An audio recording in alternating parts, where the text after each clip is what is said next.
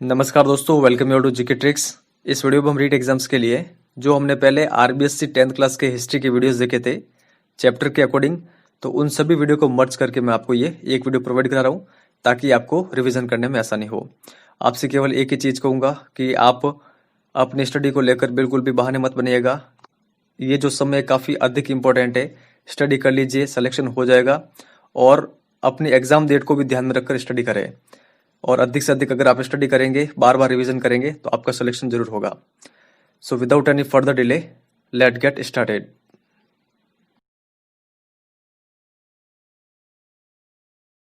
छठी शताब्दी ईसा पूर्व के गणतंत्र राज्य थे। कपिलवस्तु के शाक्य, वैशाली के लिच्छवी, मिथिला के विदय, पावा व कुशीनारा के मल्ल या फिर सभी। तो देखिए इसका जो करेक्ट आंसर होगा वो होगा जो ये सभी दे रखे हैं, ये छठी शताब्दी ईसा पूर्व में क्या थे? गणतंत्र राज्य। तो ऑप्शन नंबर 5 हमारा करेक्ट आंसर होगा। तो ये जो फैक्ट हैं ये आपको कंटिन्यूअसली ध्यान रखने हैं। सिवी जनपद की राजधानी पहले और बाद में कौन सी बनी? अगर आपको आता है तो आप बता सकते हैं। तो देखिए इसका जो करेक्ट आंसर होगा, सिवी जनपद की पहले राजधानी थी शिवपुर, उसके बाद में बनी थी नगरी। सिवी कहाँ पर है? पाकिस्तान में, नगरी चित्तौड़गढ़ में। तो देखिए इसका जो करेक्ट आंसर होगा वो होगा ऑप्शन नंबर 2। बीकानेर और जोधपुर के जिले महाभारत काल में क्या कहलाते थे? मध्य देश, मत्स्य प्रदेश, जांगल देश या फिर सुरसेन। तो देखिए इसका जो करेक्ट आंसर होगा वो होगा ऑप्शन नंबर 3, जांगल देश। ये आपको ध्यान रखना है। और जांगल देश की राजधानी क्या थी? अहिछत्रपुर। ये भी आपको साथ में ध्यान रखना है। महाभारत में सहाज नामक एक राजा ने किस पर शासन किया था? मत्स्य और चेदी पर, मत्स्य अवंती पर, मत्स्य जांगल प्रदेश पर या फिर सभी। तो देखिए सहाज नामक एक राजा ने मत्स्य और चेदी इस पर राज्य किया था, इन दोनों पर। ये दोनों क्या थे? महाजनपद।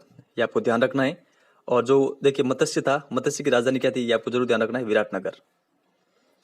तो ये आप ध्यान रखिएगा। वासुदेव के पुत्र श्री कृष्ण का संबंध किस जनपद से था?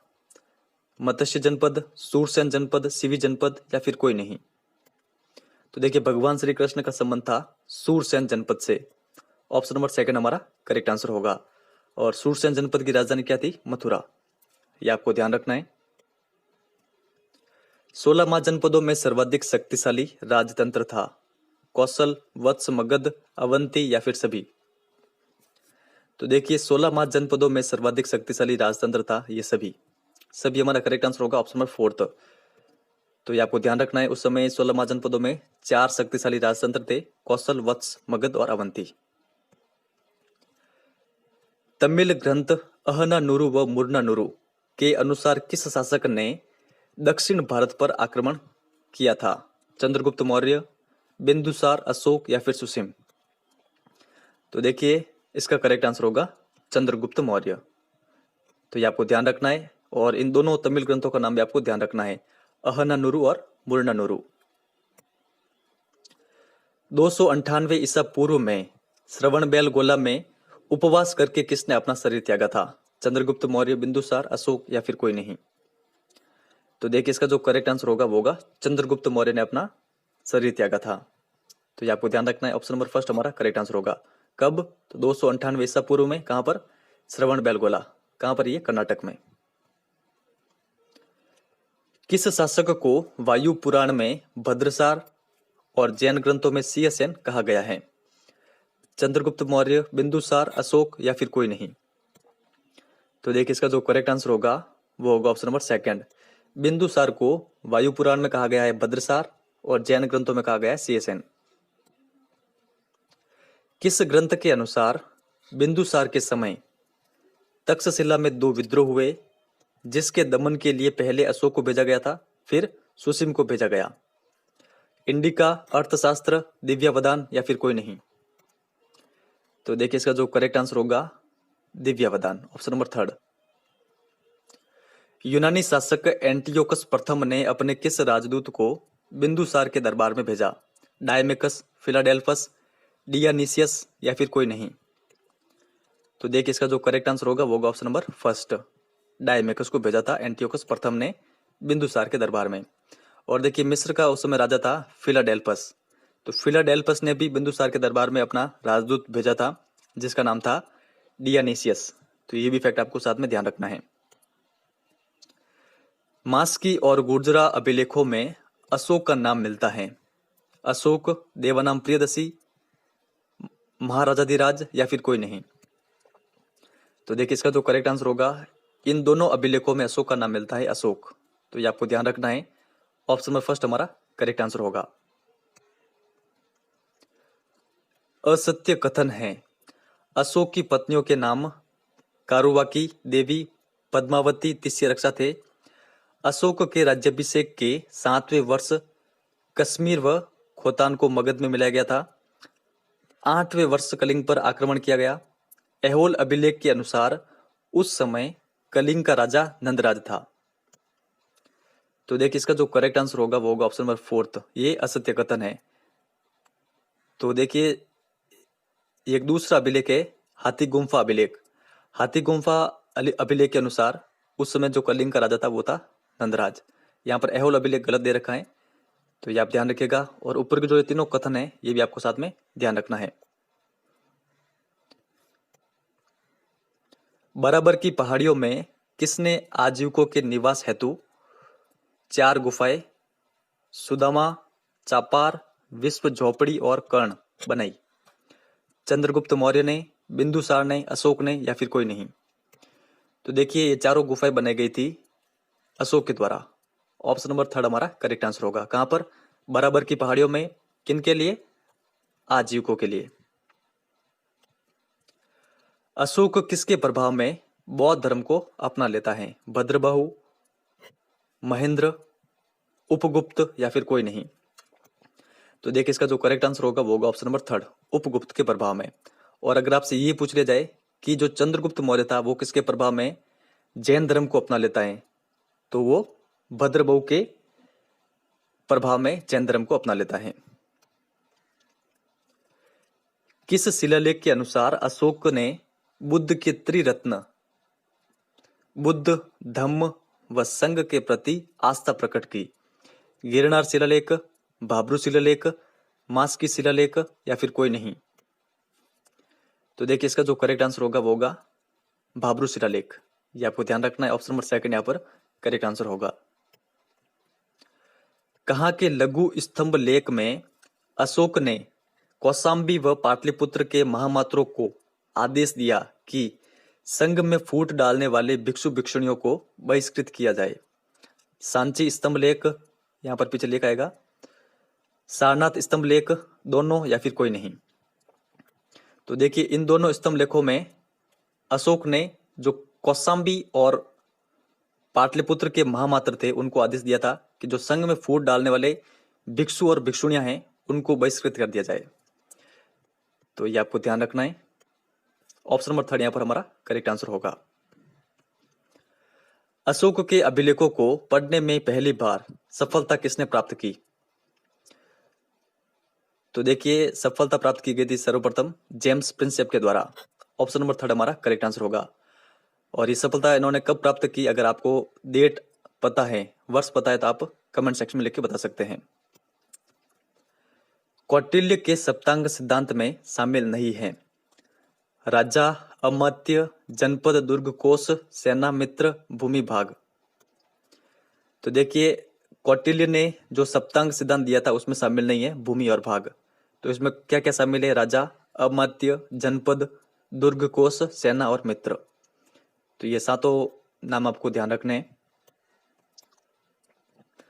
अर्थशास्त्र में कितने विभागों का उल्लेख मिलता है जिन्हें तीर्थ कहा जाता था? 6, 12, 18 या फिर 24? तो देखिए अर्थशास्त्र में हमें 18 तीर्थों का उल्लेख मिलता है। ऑप्शन नंबर थर्ड हमारा करेक्ट आंसर होगा। तो ये आपको ध्यान रखना है। सत्य कथन है। समाहर्ता राजस्व एकत्र करना और आय व्यय का ब्यौरा रखता था। सन्निधाता साम्राज्य के विभिन्न भागों में कोषगृह और अन्नागार बनवाता था। वन विभाग का प्रमुख आठवीं कहलाता था। कृषि विभाग का प्रमुख सीताध्यक्ष कहलाता था या फिर सभी? तो देखिए यहाँ पर ये जो चारों कथन दे रखे ये चारों कथन सत्य हैं। तो सभी हमारा करेक्ट आंसर होगा। तो देखिए आपको कंटेस्टली ध्यान रखना है, यहाँ से आपके 4 क्वेश्चन बनते हैं। आर्टविक क्या है, सीताध्यक्ष क्या है, समाहर्ता क्या है और सन्निधाता क्या है, इनके बारे में आपको ध्यान रखना है। निम्न में से कौन सा प्रांत अशोक के समय था? उत्तरापथ, दक्षिणापथ, अवंती राष्ट्र, कलिंग, मध्य प्रदेश या फिर सभी? तो देखिए सभी इसका करेक्ट आंसर होगा। अशोक ने अपने साम्राज्य को 5 प्रांतों में बांट रखा था। 5 प्रांतों के नाम आपको ध्यान रखने हैं। मैगस्थनीज के अनुसार नगर प्रशासन प्रबंध 30 सदस्यों का एक मंडल करता था, जो कितनी समितियों में विभक्त था? 2, 4, 6 या फिर 8? तो देखिए ये विभक्त था 6 समितियों में, और प्रत्येक समिति में कितने कितने सदस्य होते थे? 5-5 सदस्य। तो ये आप ध्यान रखिएगा। साथ में इसका जो करेक्ट आंसर होगा वो होगा ऑप्शन नंबर 3। मैगस्थनीज ने समाज का वर्गीकरण कितनी जातियों में किया था? 2, 4, 7 या फिर 11? तो देखिए मैगस्थनीज ने समाज का वर्गीकरण किया था 7 जातियों में। दार्शनिक, किसान, पशुपालक, कारीगर, सैनिक, निरीक्षक और सभासद। तो ये आपको ध्यान रखने, कंटेस्टली याद होने चाहिए आपको। पतंजलि किस शासक के दरबार में पुरोहित था? अशोक, पुष्यमित्र शुंग, हर्षवर्धन या फिर चंद्रगुप्त मौर्य? तो देखिए पतंजलि ये पुष्यमित्र शुंग इनके दरबार में पुरोहित थे। ऑप्शन नंबर 2 हमारा करेक्ट आंसर होगा। सातवां शासकों की राजधानी थी कलिंग, प्रतिष्ठान, कन्नौज या फिर पुना? तो देखिए सातवां शासकों की राजधानी थी प्रतिष्ठान, जिसका वर्तमान में नाम है पैठन। ऑप्शन नंबर 2 हमारा करेक्ट आंसर होगा। 319 ईस्वी में गुप्त संवत किसने चलाया था? चंद्रगुप्त प्रथम, समुद्रगुप्त, विक्रमादित्य या फिर स्कंदगुप्त? तो देखिए गुप्त संवत चलाया गया था चंद्रगुप्त प्रथम के द्वारा 319 ईस्वी में। ये आप ध्यान रखिएगा। ऑप्शन नंबर 1 हमारा करेक्ट आंसर होगा। शकों पर विजय के पश्चात चंद्रगुप्त द्वितीय ने कौन सी उपाधि धारण की थी? देवराज, देवगुप्त, विक्रमादित्य या फिर कोई नहीं? तो देखिए इसका जो करेक्ट आंसर होगा, चंद्रगुप्त द्वितीय ने जो उपाधि धारण की थी शकों पर विजय के पश्चात, वो की थी विक्रमादित्य। ऑप्शन नंबर 3 हमारा करेक्ट आंसर होगा। और देखिए जो देवराज और देवगुप्त हैं, ये दोनों भी उपाधियां चंद्रगुप्त द्वितीय की हैं, तो ये भी आपको साथ में ध्यान रखना है। नालंदा विश्वविद्यालय की स्थापना किसने की? चंद्रगुप्त प्रथम, समुद्रगुप्त, कुमारगुप्त या फिर स्कंदगुप्त? तो देखिए नालंदा विश्वविद्यालय की स्थापना की गई थी कुमारगुप्त के द्वारा। ऑप्शन नंबर 3 हमारा करेक्ट आंसर होगा। ये आपको कंटेस्टली ध्यान रखना है। विक्रमशिला विश्वविद्यालय की स्थापना किसने की? देवपाल, धर्मपाल, महिपाल या फिर गोपाल? तो देखिए विक्रमशिला विश्वविद्यालय की स्थापना की गई थी धर्मपाल के द्वारा। ऑप्शन नंबर 2 हमारा करेक्ट आंसर होगा। पाल शासक महिपाल प्रथम के राज्यकाल में किस चोल शासक ने 1023 ईस्वी तक गंगा तक के प्रदेशों को जीत लिया था? करिकाल, राजेंद्र प्रथम, राजेंद्र द्वितीय या फिर आदित्य प्रथम? तो देखिए इसका जो करेक्ट आंसर होगा वो होगा ऑप्शन नंबर 2 राजेंद्र प्रथम ने। ये आप ध्यान रखिएगा, राजेंद्र प्रथम एक चोल शासक था जिसने 1023 ईस्वी तक गंगा तक के प्रदेशों को जीत लिया था, और उसके बाद में इसने एक उपाधि भी धारण की थी, और ये उपाधि क्या थी? गंगे कोंड।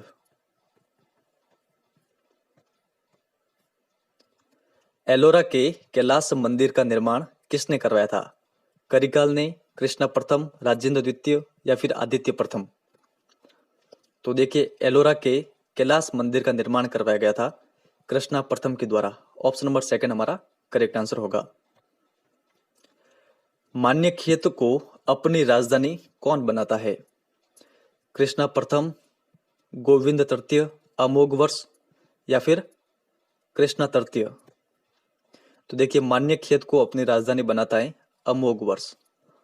ऑप्शन नंबर 3 हमारा करेक्ट आंसर होगा। अरबों ने किस वंश के शासकों को बलहरा कहकर संबोधित किया था? चोल शासक, राष्ट्रकूट शासक, पाल शासक या फिर प्रतिहार शासक? तो देखिए अरबों ने बलहरा कहकर संबोधित किया था राष्ट्रकूटों को। तो यहाँ पर ऑप्शन नंबर सेकंड हमारा करेक्ट आंसर होगा। चोलों की राजधानी को उरगपुर से कावेरीपट्टनम कौन ले गया था? करिकाल, राजराज प्रथम, आदित्य प्रथम या फिर कोई नहीं? तो देखिए इसका जो करेक्ट आंसर होगा वो होगा option number first, Karikal. Tanjore में भगवान शिव का राजराजेश्वर बृहदेश्वर मंदिर का निर्माण किसने करवाया? आदित्य प्रथम, राजराज प्रथम, राजेंद्र द्वितीय या फिर कोई नहीं? देखिए क्वेश्चन काफी अधिक इंपॉर्टेंट है। तो राजराजेश्वर मंदिर का निर्माण करवाया गया था राजराज प्रथम के द्वारा। ऑप्शन नंबर सेकंड हमारा करेक्ट आंसर होगा। कोप्पम का युद्ध किसने जीता था? अगर आपको आता है तो आप जरूर बताएं यहाँ पर। तो देखिए कोप्पम का युद्ध जीता गया था चालुक्य राजा सोमेश्वर के द्वारा, और इन्होंने किसको हराया था? चोल राजा राजाधिराज को, और चोल राजा राजाधिराज इसमें मारा भी गया था। तो ये आप ध्यान रखिएगा। यहाँ पर जो इसका करेक्ट आंसर होगा वो होगा ऑप्शन नंबर सेकंड। मत विलास प्रहसन नामक नाटक किस पल्लव शासक के द्वारा लिखा गया? महेंद्र वर्मा द्वितीय, महेंद्र वर्मा प्रथम, सिंह विष्णु या फिर विक्रमादित्य प्रथम? तो देखिए इसका जो करेक्ट आंसर होगा मत विलास प्रहसन, ये नाटक लिखा गया था महेंद्र वर्मा प्रथम के द्वारा। तो ये आप ध्यान रखिएगा, महेंद्र वर्मा प्रथम ये पल्लव शासक था। ऑप्शन नंबर सेकंड हमारा करेक्ट आंसर होगा। पुलकेशिन द्वितीय को किस पल्लव शासक ने हराया और उसकी राजधानी वातापी पर अधिकार कर लिया? महेंद्र वर्मा प्रथम, नरसिंह वर्मा प्रथम, सिंह विष्णु या फिर कोई नहीं? तो देखिए पुलकेशिन द्वितीय को हराता है नरसिंह वर्मा प्रथम। ऑप्शन नंबर सेकंड हमारा करेक्ट आंसर होगा। और देखिए जो ये पुलकेशिन द्वितीय है, इसने जो कन्नौज का शासक था हर्षवर्धन को हराया था पुलकेशिन द्वितीय ने। बाद में इस पुलकेशिन द्वितीय को कौन हराता है? नरसिंह वर्मा प्रथम। तो ये आपको ध्यान रखना है। महाबलीपुरम नगर की स्थापना किन शासकों के द्वारा की गई? चालुक्य शासक, पल्लव शासक, चोल शासक या फिर कोई नहीं? तो देखिए महाबलीपुरम नगर की स्थापना की गई थी पल्लव शासकों के द्वारा। ऑप्शन नंबर सेकंड हमारा करेक्ट आंसर होगा। यहां पर आपको सही सुमेलित कौन सा है वो बताना है। विलहण, विक्रमांक देवचरित्र, यहां पर कवि दे रखे या फिर लेखक और उनके सामने उनकी पुस्तकें। राजशेखर, कर्पूर मंजरी, क्षुद्रक, मृच्छकटिकम, विशाख दत्त, मुद्रा राक्षस या फिर सभी? तो देखिए इसका जो करेक्ट आंसर होगा वो होगा सभी। ये चारों सही है। तो ये चारों फैक्ट आपको कंटिन्यूअसली ध्यान रखने हैं। चतुर्थ बौद्ध संगीति का आयोजन किसने करवाया था? अजातशत्रु, कालाशोक, अशोक या फिर कनिष्क ने? तो देखिए चतुर्थ बौद्ध संगीति का आयोजन करवाया गया था कनिष्क के द्वारा। तो ये आप ध्यान रखिएगा, जो ये कनिष्क है ये एक कुषाण शासक था। तो ये आपको ध्यान रखना है। जो प्रथम बौद्ध संगीति है इसका आयोजन करवाया गया था अजातशत्रु के द्वारा, सेकंड कालाशोक और थर्ड बौद्ध संगीति का आयोजन करवाया गया था अशोक के द्वारा। 78 ईस्वी में शक संवत किसके द्वारा चलाया गया था? तो देखिए शक संवत चलाया गया था कनिष्क के द्वारा। ऑप्शन नंबर सेकंड हमारा करेक्ट आंसर होगा। तो ये आपको ध्यान रखना है। कनिष्क के राज दरबार में कौन सा विद्वान नहीं था? पार्श्व, वसुमित्र, अश्वघोष, नागार्जुन चरक, उदयन, बोधयन? तो देखिए इसका जो करेक्ट आंसर होगा उदयन और जो बोधयन है ये कनिष्क के दरबार में विद्वान नहीं थे। तो कनिष्क के दरबार में कौन कौन विद्वान थे? पार्श्व, वसुमित्र, अश्वघोष, नागार्जुन चरक, ये सभी। तो ये आप ध्यान रखिएगा। ऑप्शन नंबर फोर्थ हमारा करेक्ट आंसर होगा। अरबी यात्री सुलेमान किसके समय भारत आया था? यह क्वेश्चन काफी अधिक इंपॉर्टेंट है। चंद्रगुप्त प्रथम, हर्षवर्धन मिहिर भोज या फिर कोई नहीं।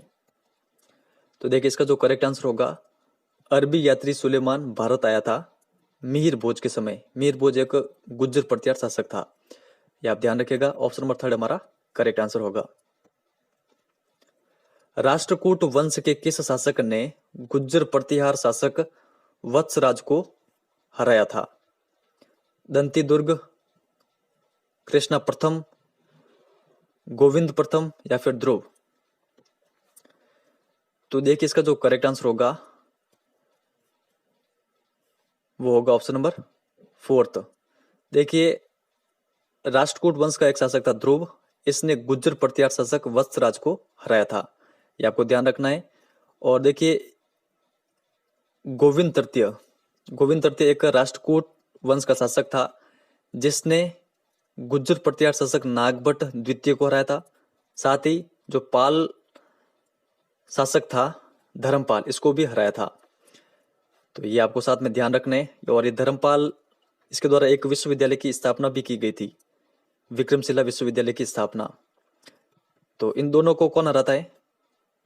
गोविंद तृतीय। तो ये आपको ध्यान रखना है। और वत्सराज को कौन हराता है? ध्रुव। गुज्जर प्रतिहार वंश की स्थापना किसके द्वारा की गई थी? नागभट्ट प्रथम, नागभट्ट द्वितीय, मिहिर भोज या फिर वत्सराज? तो देखिए गुज्जर प्रतिहार वंश की स्थापना की गई थी नागभट्ट प्रथम के द्वारा। ऑप्शन नंबर 1 हमारा करेक्ट आंसर होगा। और गुज्जर प्रतिहार वंश की स्थापना कब हुई थी? 725 ईस्वी में। तो ये भी आप साथ में ध्यान रखिएगा। किस गुज्जर प्रतिहार शासक ने कन्नौज को जीतकर अपनी राजधानी बनाया? तो आप बताएं यहाँ पर, भोजराज, मिहिर भोज, नागभट्ट द्वितीय या फिर कोई नहीं? तो देखिए इसका जो करेक्ट आंसर होगा ये थे नागभट्ट द्वितीय। नागभट्ट द्वितीय ने कन्नौज को जीतकर अपनी राजधानी बनाया था। बाद में जो गोविंद तृतीय है, गोविंद तृतीय ने नागभट्ट द्वितीय के खिलाफ यानी कन्नौज पर आक्रमण किया था और नागभट्ट द्वितीय को हराया था। ये फैक्ट हम आगे भी देख चुके हैं, वापस मैंने लिया है ताकि ये आपको याद हो सके। तो ये आप ध्यान रखिएगा, नागभट्ट द्वितीय को कौन हराता है? गोविंद तृतीय। और यही गोविंद तृतीय धर्मपाल को भी हराता है, जो कि एक पाल शासक था। महमूद गजनवी के भारत हमले के समय कन्नौज का शासक कौन था? नागभट्ट प्रथम, नागभट्ट द्वितीय, राज्यपाल या फिर वत्सराज? तो देखिए इसका जो करेक्ट आंसर होगा, महमूद गजनवी के भारत हमले के समय जो कन्नौज का शासक था वो था राज्यपाल। ये आप ध्यान रखिएगा। ऑप्शन नंबर 3 हमारा करेक्ट आंसर होगा। तो जब ये मोहम्मद गजनवी भारत आ रहा था और इससे युद्ध करना चाहता था राज्यपाल से, तो युद्ध तो हुआ नहीं। युद्ध होने से पहले ही राज्यपाल कन्नौज को छोड़कर भाग गया और बाद में महमूद गजनवी से संधि कर ली। तो कुछ राजपूत शासक इससे नाराज हो गए थे राज्यपाल से। कालिंजर के चंदेल राजा गंड के नेतृत्व में राजपूत राजाओं ने किस राजा को मारकर त्रिलोचन पाल को शासक बनाया? नागभट्ट प्रथम, नागभट्ट द्वितीय, राज्यपाल या फिर वत्सराज? तो देखिए आगे हमने देखा था राज्यपाल के बारे में, राज्यपाल से कुछ राजपूत राजा नाराज हो गए थे। तो फिर कालिंजर के चंदेल राजा गंड के नेतृत्व में कुछ और राजपूत राजा मिलकर इस राज्यपाल को मार देते हैं और इसके स्थान पर त्रिलोचन पाल को शासक बना देते हैं। तो ये फैक्ट आपको ध्यान रखने हैं।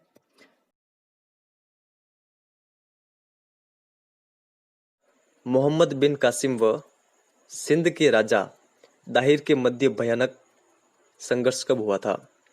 तो आप बताइए यहाँ पर जो भी करेक्ट आंसर हो।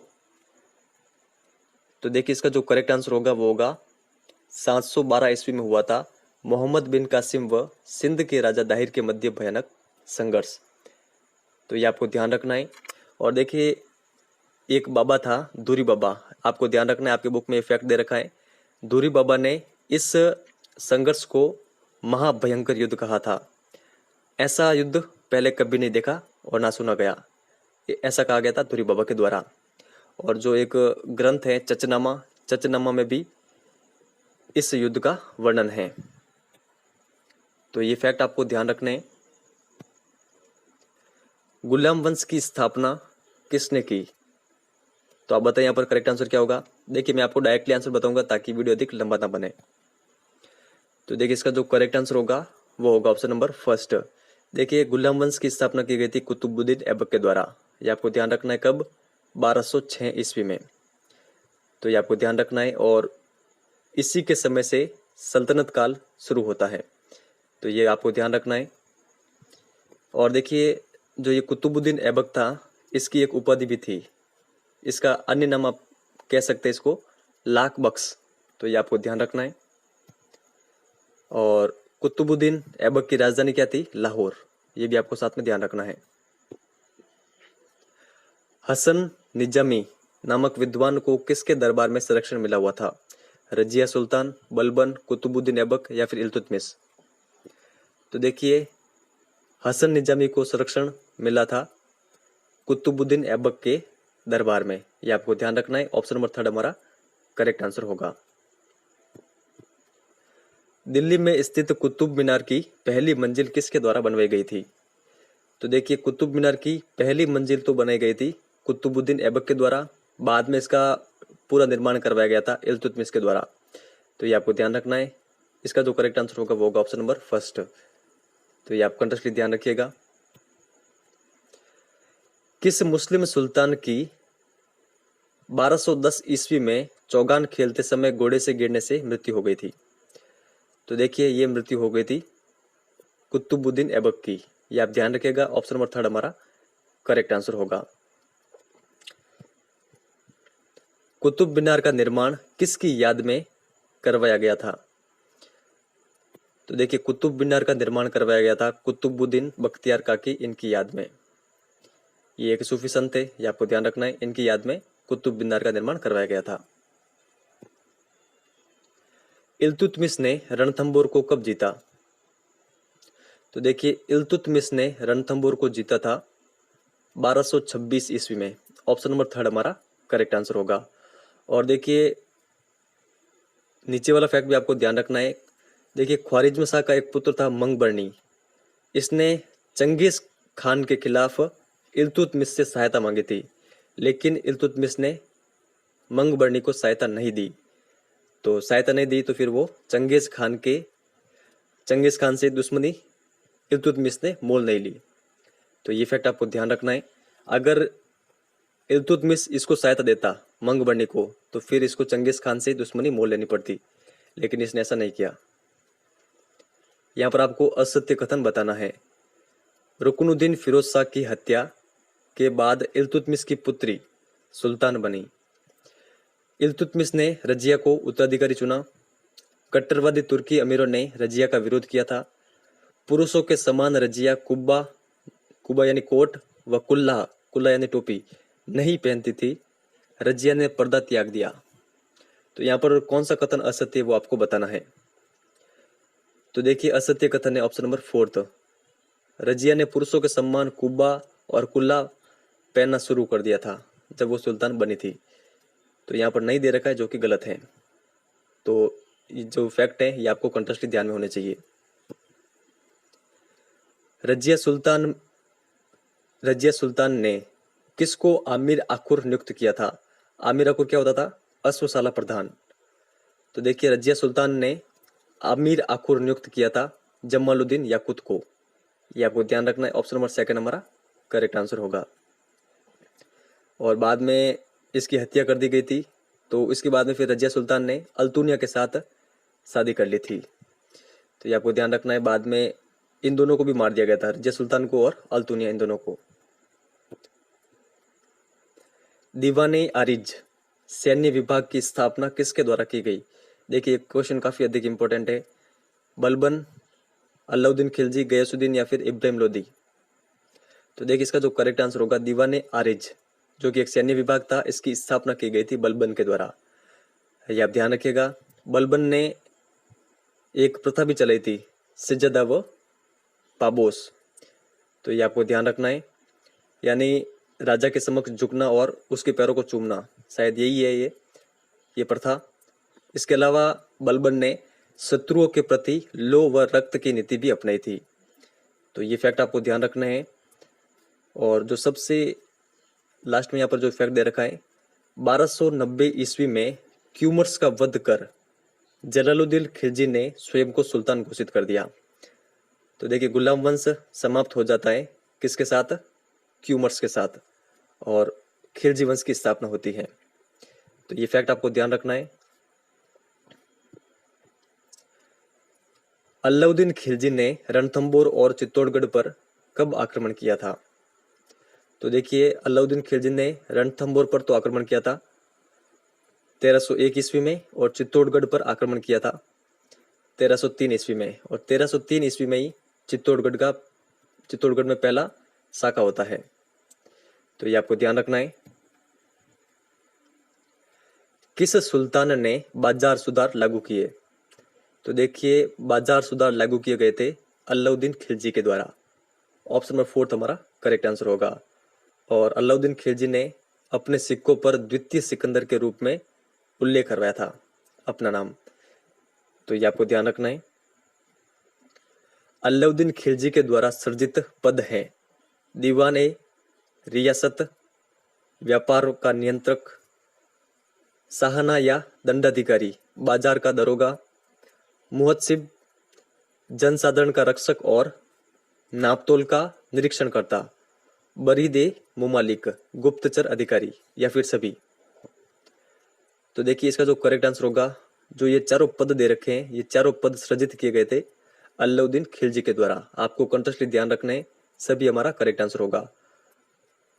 पहला सुल्तान जिसने सैनिकों को नकद वेतन दिया था, तो देखिए ये था अलाउद्दीन खिलजी। ये आपको ध्यान रखना है। ऑप्शन नंबर 2 हमारा करेक्ट आंसर होगा। खिलजी वंश के किस शासक ने स्वयं को खलीफा घोषित कर दिया? तो देखिए खिलजी वंश के इस शासक का नाम है कुतुबुद्दीन मुबारक खिलजी। ये आप ध्यान रखिएगा। ऑप्शन नंबर 3 हमारा करेक्ट आंसर होगा। इसने स्वयं को खलीफा घोषित कर दिया था। और देखिए खिलजी वंश का अंतिम शासक था, यहाँ पर दे रखा है, खुसरो शाह, नासिरुद्दीन खुसरो शाह, जिसको गयासुद्दीन तुगलक ने मार दिया था। तो गयासुद्दीन तुगलक ने खुसरो शाह की हत्या कर 1320 ईस्वी में सुल्तान बना। तो खिलजी वंश समाप्त हो जाता है और नए वंश कौन सा आता है? तुगलक वंश। तो पहले सबसे पहला कौन सा था? गुलाम वंश, फिर खिलजी वंश, फिर तुगलक वंश। बरनी ने मुहम्मद तुगलक की किन योजनाओं का उल्लेख किया है? दोआब में करवर्दी, देवगिरी, दौलताबाद को राजधानी बनाना, सांकेतिक मुद्रा का प्रचलन, खुरासान पर आक्रमण, कराचिल की ओर अभियान, या फिर सभी। तो देखिए बरनी ने इन सभी अभियानों का उल्लेख किया है, जो कि किसके द्वारा किए गए थे? मुहम्मद तुगलक के द्वारा। तो सभी हमारा करेक्ट आंसर होगा। और जो ये सभी अभियान है, ये मुहम्मद तुगलक की बेवकूफ़ी माने जाते हैं। तो ये आपको ध्यान रखना है। पांचों, मोरक्को का यात्री इब्न बतूता किसके समय भारत आया था? तो देखिए मोरक्को का यात्री इब्न बतूता भारत आया था मुहम्मद तुगलक के समय। ये आप ध्यान रखिएगा। ऑप्शन नंबर 2 हमारा करेक्ट आंसर होगा। दीवाने बंदगान नामक दासों का नया विभाग किसने बनाया था? तो देखिए दीवाने बंदगान नामक एक नया विभाग बनाया गया था, जो कि एक दासों का विभाग था फिरोज शाह तुगलक के द्वारा। ये आपको कंटेस्टली ध्यान रखना है, ये क्वेश्चन कई बार एग्जाम में पूछा हुआ है। 3rd नंबर ऑप्शन हमारा करेक्ट आंसर होगा। सैयद वंश का संस्थापक है तो कौन है, आप बताएं? तो देखिए सैयद वंश का संस्थापक है खिज्र खां। ये आपको ध्यान रखना है। ऑप्शन नंबर 2 हमारा करेक्ट आंसर होगा। तो देखिए पहला जो वंश था वो कौन सा था? गुलाम वंश। 2 खिलजी, 3rd तुगलक, 4था है सैयद वंश। ये आपको ध्यान रखना है। और जो सबसे अंतिम में आएगा वो था लोधी वंश। लोधी वंश का संस्थापक है तो कौन है, आप बताएं? तो देखिए इसका जो करेक्ट आंसर होगा वो होगा बहलोल लोधी। ये आपको ध्यान रखना है। ये क्वेश्चन भी कई बार एग्जाम में पूछा हुआ है। यहाँ पर आपको जो सही सुमेलित है वो बताना है। जलालुद्दीन खिलजी, दीवाने वकूफ, अलाउद्दीन खिलजी, दीवाने मुस्तकराज, मोहम्मद तुगलक, दीवाने आमिर कोही, या फिर सभी। तो देखिए ये जो विभाग है ये इन सभी के द्वारा चलाए गए थे, तो सभी हमारा करेक्ट आंसर होगा। तो ये आपको ध्यान रखना है, आपसे एग्जाम में पूछा जा सकता है कि दीवाने वकूफ नामक विभाग किसने बनाया, तो जलालुद्दीन खिलजी ने। दीवाने मुस्तकराज अलाउद्दीन खिलजी, दीवाने अमीर कोही मोहम्मद तुगलक। तो ये आपको ध्यान रखना है। और नीचे वाला फैक्ट भी आप ध्यान रखिएगा, पानीपत के प्रथम युद्ध में बाबर की जीत से मुगल कालीन भारत की शुरुआत होती है और जो सल्तनत कालीन भारत है वो समाप्त हो जाता है। तो ये फैक्ट आपको सारे ध्यान रखने हैं, ये तीनों जरूर आपको ध्यान रखना है। बाबर की आत्मकथा तुजू के बाबरी किस भाषा में है, तो देखिए तुजू के बाबरी या फिर बाबरनामा ये है तुर्की भाषा में। ऑप्शन नंबर सेकंड हमारा करेक्ट आंसर होगा। और इस तुजू के बाबरी या फिर बाबरनामा का फारसी में अनुवाद किसने किया था, तो अब्दुल रहीम खान खाना। ये आप ध्यान रखिएगा। साथ में चौसा का युद्ध 1539 और बिलग्राम का युद्ध 1540 किसने जीता, तो देखिए यहाँ से दो अलग अलग क्वेश्चन बन सकते थे, मैंने एक ही क्वेश्चन बना दिया है। तो देखिए ये दोनों युद्ध जीते गए थे शेरशाह सूरी के द्वारा, ये आपको ध्यान रखना है। ऑप्शन नंबर फर्स्ट हमारा करेक्ट आंसर होगा। ये वर्ष भी आप ध्यान रखिएगा कौन सा युद्ध कब हुआ। और देखिए शेरशाह सूरी ने एक रोड का भी निर्माण करवाया था, ग्रैंड ट्रंक रोड, बंगाल के सोनार गांव से पेशावर तक। तो ये आपको साथ में ध्यान रखना है। अकबर ने फतेहपुर सीकरी में इबादत खाना कब बनवाया, ये क्वेश्चन काफी अधिक इंपॉर्टेंट है, कई बार एग्जाम में आया हुआ है। तो देखिए अकबर ने फतेहपुर सीकरी में इबादत खाना का निर्माण करवाया था 1575 ईस्वी में। ऑप्शन नंबर सेकंड यहाँ पर करेक्ट होगा। यहाँ पर आपको अकबर के संबंध में जो सत्य कथन है वो बताना है। अकबर ने जजिया कर 1564 ईस्वी में समाप्त कर दिया था। 1582 ईस्वी में दीन ए इलाही की घोषणा की। 1563 में तीर्थ यात्रा कर पर रोक लगा दी थी और 1578 में इबादत खाने को सभी धर्मों के लिए खोल दिया गया था, या फिर सभी कथन सत्य हैं। तो देखिए चारों कथन सत्य हैं। यहाँ से आपके 4 क्वेश्चन रेडी होते हैं। ऑप्शन नंबर फिफ्थ हमारा करेक्ट आंसर होगा। तो ये आप सारे फैक्ट ध्यान रखिएगा। देखिए दीन इलाही वाला कई बार एग्जाम में आया हुआ है। अकबर ने जजिया कर कब समाप्त किया, ये भी कई बार एग्जाम में पूछा गया है। और ये जो नीचे वाले फैक्ट है ये भी एग्जाम में आए हुए हैं। तो सारे फैक्ट आपको ध्यान रखने हैं। सिख गुरु अर्जुन देव को मृत्युदंड किसने दिया था, तो देखिए सिख गुरु अर्जुन देव को मृत्युदंड दिया गया था जहांगीर के द्वारा। ऑप्शन नंबर थर्ड हमारा करेक्ट आंसर होगा। और देखिए सिखों के एक और गुरु थे तेग बहादुर। तेग बहादुर को किसके द्वारा मार दिया गया था, औरंगजेब के द्वारा। तो ये आपको ध्यान रखना है। और देखिए जहांगीर के समय कौन कौन भारत आया था, तो कैप्टन हॉकिंस और थॉमस रो, ये भी आपको साथ में ध्यान रखना है। 1665 ईस्वी में पुरंदर की संधि किसके मध्य हुई, तो देखिए पुरंदर की संधि हुई थी मिर्जा राजा जय सिंह और शिवाजी के मध्य, ये आपको ध्यान रखना है। ऑप्शन नंबर सेकंड हमारा करेक्ट आंसर होगा। औरंगजेब ने जजिया कर कब शुरू किया, देखिए अकबर ने समाप्त कर दिया था, बाद में औरंगजेब ने वापस जजिया कर को शुरू कर दिया था। तो औरंगजेब ने 1679 में जजिया कर वापस शुरू कर दिया था, ये आपको ध्यान रखना है। और औरंगजेब ने जो जरो का दर्शन होता था और संगीत, इन पर रोक लगा दी थी। तो ये आप साथ में ध्यान रखिएगा। जरो का दर्शन किसे कहते थे, जैसे कि समझिए कोई एक महल है, महल में कोई यहाँ पर एक खिड़की है, तो राजा यहाँ पर आता था और अपने प्रजा से, यहाँ पर प्रजा को अपने आप को दिखाता था। तो शायद यही था जरो का दर्शन। और संगीत, इन दोनों पर रोक लगा दी गई थी औरंगजेब के द्वारा। राव सेकर की छतरी कहां पर है, तो देखिए राव सेकर की छतरी है रालावता। ऑप्शन नंबर थर्ड हमारा करेक्ट आंसर होगा। और ये कहां पर है, तो ये है सिक्कर में। हमीर देव चौहान के संबंध में सत्य कथन है। हमीर देव ने अपने जीवन काल में 17 में से 16 युद्ध जीते। हमीर ने दक्षिण के परमार शासक भोज को पराजित कर कोटि यज्ञ का आयोजन करवाया था। भीम रस के राजा अर्जुन को भी पराजित किया था। हमीर ने अपने पिता की 32 खंभों की छतरी रणथंभौर में बनाई, या फिर सभी कथन सत्य हैं? तो देखिए इसका जो करेक्ट आंसर होगा वो होगा सभी। गोगुंदा में स्थित किस बावड़ी पर महाराणा प्रताप का राज तिलक हुआ था? तो देखिए ये हुआ था महादेव बावड़ी पर। कहां पर है? गोगुंदा में। ये आपको ध्यान रखना है, महादेव बावड़ी पर ही महाराणा प्रताप का राज तिलक हुआ था। कब? 28 फरवरी 1572 ईस्वी में, क्योंकि इस दिन उदय सिंह की मृत्यु हो गई थी। तो ये आप ध्यान रखिएगा। अकबर ने राणा प्रताप को बंदी बनाने की योजना कहां पर बनाई थी? तो देखिए अकबर ने राणा प्रताप को बंदी बनाने की योजना बनाई थी मैगजीन के किले में। कहां पर है ये? अजमेर में। तो ये आपको साथ में ध्यान रखना है। यहां पर आपको असत्य कथन बताना है। प्रताप की ओर से लूणा और रामप्रसाद हाथी लड़े थे। मुगलों की ओर से गजमुक्ता गजराज नामक हाथी लड़े। रामप्रसाद हाथी के महावत के मारे जाने पर वह मुगलों के हाथ में लग गया। अकबर ने इसका नाम, किसका? राम प्रसाद का। अकबर ने राम प्रसाद का नाम कर्म प्रसाद कर दिया था।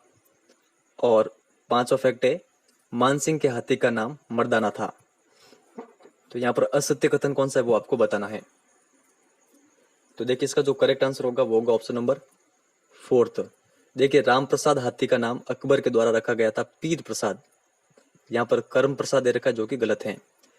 बाकी के जितने भी फैक्ट वो आपको ध्यान रखने हैं। देखिए रीट एग्जाम 2018 में क्वेश्चन पूछा गया था कि महाराणा प्रताप के हाथी का नाम क्या है। उसमें राम प्रसाद का नाम था, गजमुक्ता, शायद और भी कुछ नाम थे। तो आपको यही बताना था कि राणा प्रताप की ओर से या फिर राणा प्रताप का हाथी का नाम क्या है। तो ये क्वेश्चन 10th क्लास की पुस्तक से बना है। मारवाड़ का कौन सा शासक भूला बिसरा राजा कहलाता है? तो देखिए ये है चंद्रसेन। ऑप्शन नंबर 3 हमारा करेक्ट आंसर होगा। देखिए इन सभी के बारे में काफी डिटेल में दे रखा है 10th क्लास की, जो ये हमारा सेकंड चैप्टर है इसमें। लेकिन मैं आपको थोड़े थोड़े क्वेश्चन प्रोवाइड करा रहा हूँ। अगर आप कमेंट सेक्शन में लिखे कि इन सभी पर आप अधिक से अधिक क्वेश्चन प्रोवाइड कराएं। जैसे कि हमने महाराणा प्रताप पर अभी 3 क्वेश्चन देखे हैं, एक ये और एक ये। तो महाराणा प्रताप से संबंधित भी लगभग 25 से 30 क्वेश्चन बन सकते हैं, और बाद में चंद्रसेन के भी अच्छे खासे क्वेश्चन बन सकते हैं।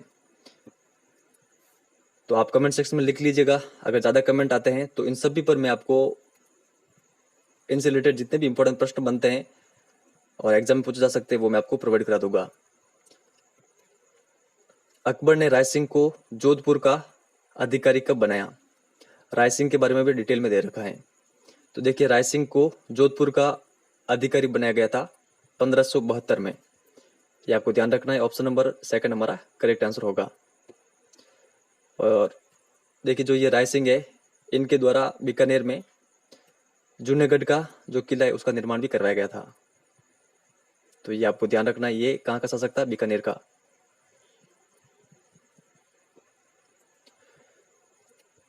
जयपुर के किस शासक ने 7 मुगलों का शासन देखा था?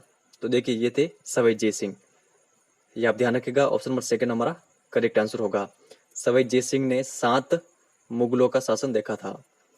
और सवाई जय सिंह के द्वारा 5 वेधशालाओं का निर्माण भी करवाया गया था। कहाँ कहाँ पर? जयपुर, दिल्ली, बनारस, मथुरा और उज्जैन में। ये फैक्ट आपको ध्यान रखना है। एग्जाम में हर बार यहाँ से क्वेश्चन बनते हैं, लेकिन अधिकांश स्टूडेंट गलत करके आ जाते हैं, क्योंकि वो एग्जाम के टाइम रिवीजन करके नहीं जाते हैं।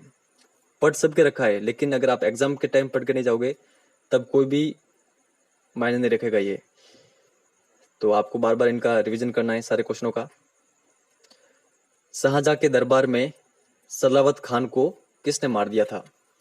तो देखिए शाहजहां के दरबार में सलावत खान, इसको मार देता है अमर सिंह राठौड़। ये आप ध्यान रखिएगा। ऑप्शन नंबर 2 हमारा करेक्ट आंसर होगा। छत्रपति शिवाजी ने सेना व शासन की शिक्षा किससे प्राप्त की थी? तो देखिए इन्होंने सेना और शासन की शिक्षा प्राप्त की थी दादाजी कोंडदेव से। ऑप्शन नंबर 2 हमारा करेक्ट आंसर होगा। विजयनगर साम्राज्य की स्थापना तुंगभद्रा नदी के उत्तरी तट पर किसने की थी? तो देखिए विजयनगर साम्राज्य की स्थापना की गई थी हरियर और बुक्का के द्वारा। तो ऑप्शन नंबर 4 हमारा करेक्ट आंसर होगा, 2 और 3, हरियर और बुक्का, ये आप ध्यान रखिएगा। खालसा पंथ की स्थापना किस सिख गुरु ने की तथा कब की थी? तो देखिए खालसा पंथ की स्थापना की गई थी गुरु गोविंद के द्वारा। यहाँ पर ये गोविंद होगा, नानक गलत है। गुरु गोविंद के द्वारा खालसा पंथ की स्थापना की गई थी कब? 1699 ईस्वी में। तो यहाँ पर ऑप्शन नंबर 3 हमारा करेक्ट आंसर होगा। ईस्ट इंडिया कंपनी की स्थापना कब हुई थी? तो देखिए मैं आपको डायरेक्टली आंसर बताऊंगा ताकि अधिक ज़्यादा बड़ा वीडियो ना बने। तो देखिए ईस्ट इंडिया कंपनी की स्थापना हुई थी 31 दिसंबर 1600 में। ऑप्शन नंबर 2 यहाँ पर इसका करेक्ट आंसर होगा। ईस्ट इंडिया कंपनी ने कहाँ पर स्थायी रूप से व्यापारिक कोठी स्थापित की थी? तो देखिए ईस्ट इंडिया कंपनी ने 1612 ईस्वी में स्थायी रूप से जो व्यापारिक कोठी स्थापित की थी वो की थी सूरत में। तो यहाँ पर ऑप्शन नंबर 2 हमारा करेक्ट आंसर होगा। और ये अंग्रेजों द्वारा स्थापित की जाने वाली भारत में प्रथम व्यापारिक कोठी थी, ये आपको ध्यान रखना है। 1644 ईस्वी में कहाँ पर सेंट जॉर्ज फोर्ट का निर्माण किया गया था? तो देखिए सेंट जॉर्ज फोर्ट का निर्माण किया गया था मद्रास में 1644 ईस्वी में, ये आपको ध्यान रखना है। ऑप्शन नंबर 4 हमारा करेक्ट आंसर होगा। किस युद्ध के बाद अंग्रेजों को बिहार, बंगाल व उड़ीसा की दीवानी अधिकार प्राप्त हो गए थे? तो ये कौन सा युद्ध था आप बताएं। तो देखिए ये था बक्सर का युद्ध। बक्सर के युद्ध में विजय के बाद में अंग्रेजों को बिहार, बंगाल और उड़ीसा के जो दीवानी अधिकार थे वो प्राप्त हो गए थे। बक्सर का युद्ध कब होता है? 22 अक्टूबर 1757 ईस्वी में। इसके अलावा ये भी आप ध्यान रखिएगा कि प्लासी का युद्ध कब होता है? तो 23 जून 1757 में। और पानीपत का तृतीय युद्ध कब होता है? 14 जनवरी 1761 ईस्वी में। तो ये सारे फैक्ट आपको ध्यान रखने साथ में। प्रथम आंग्ल मराठा युद्ध के दौरान कौन सी संधि नहीं हुई थी वो आपको बताना है।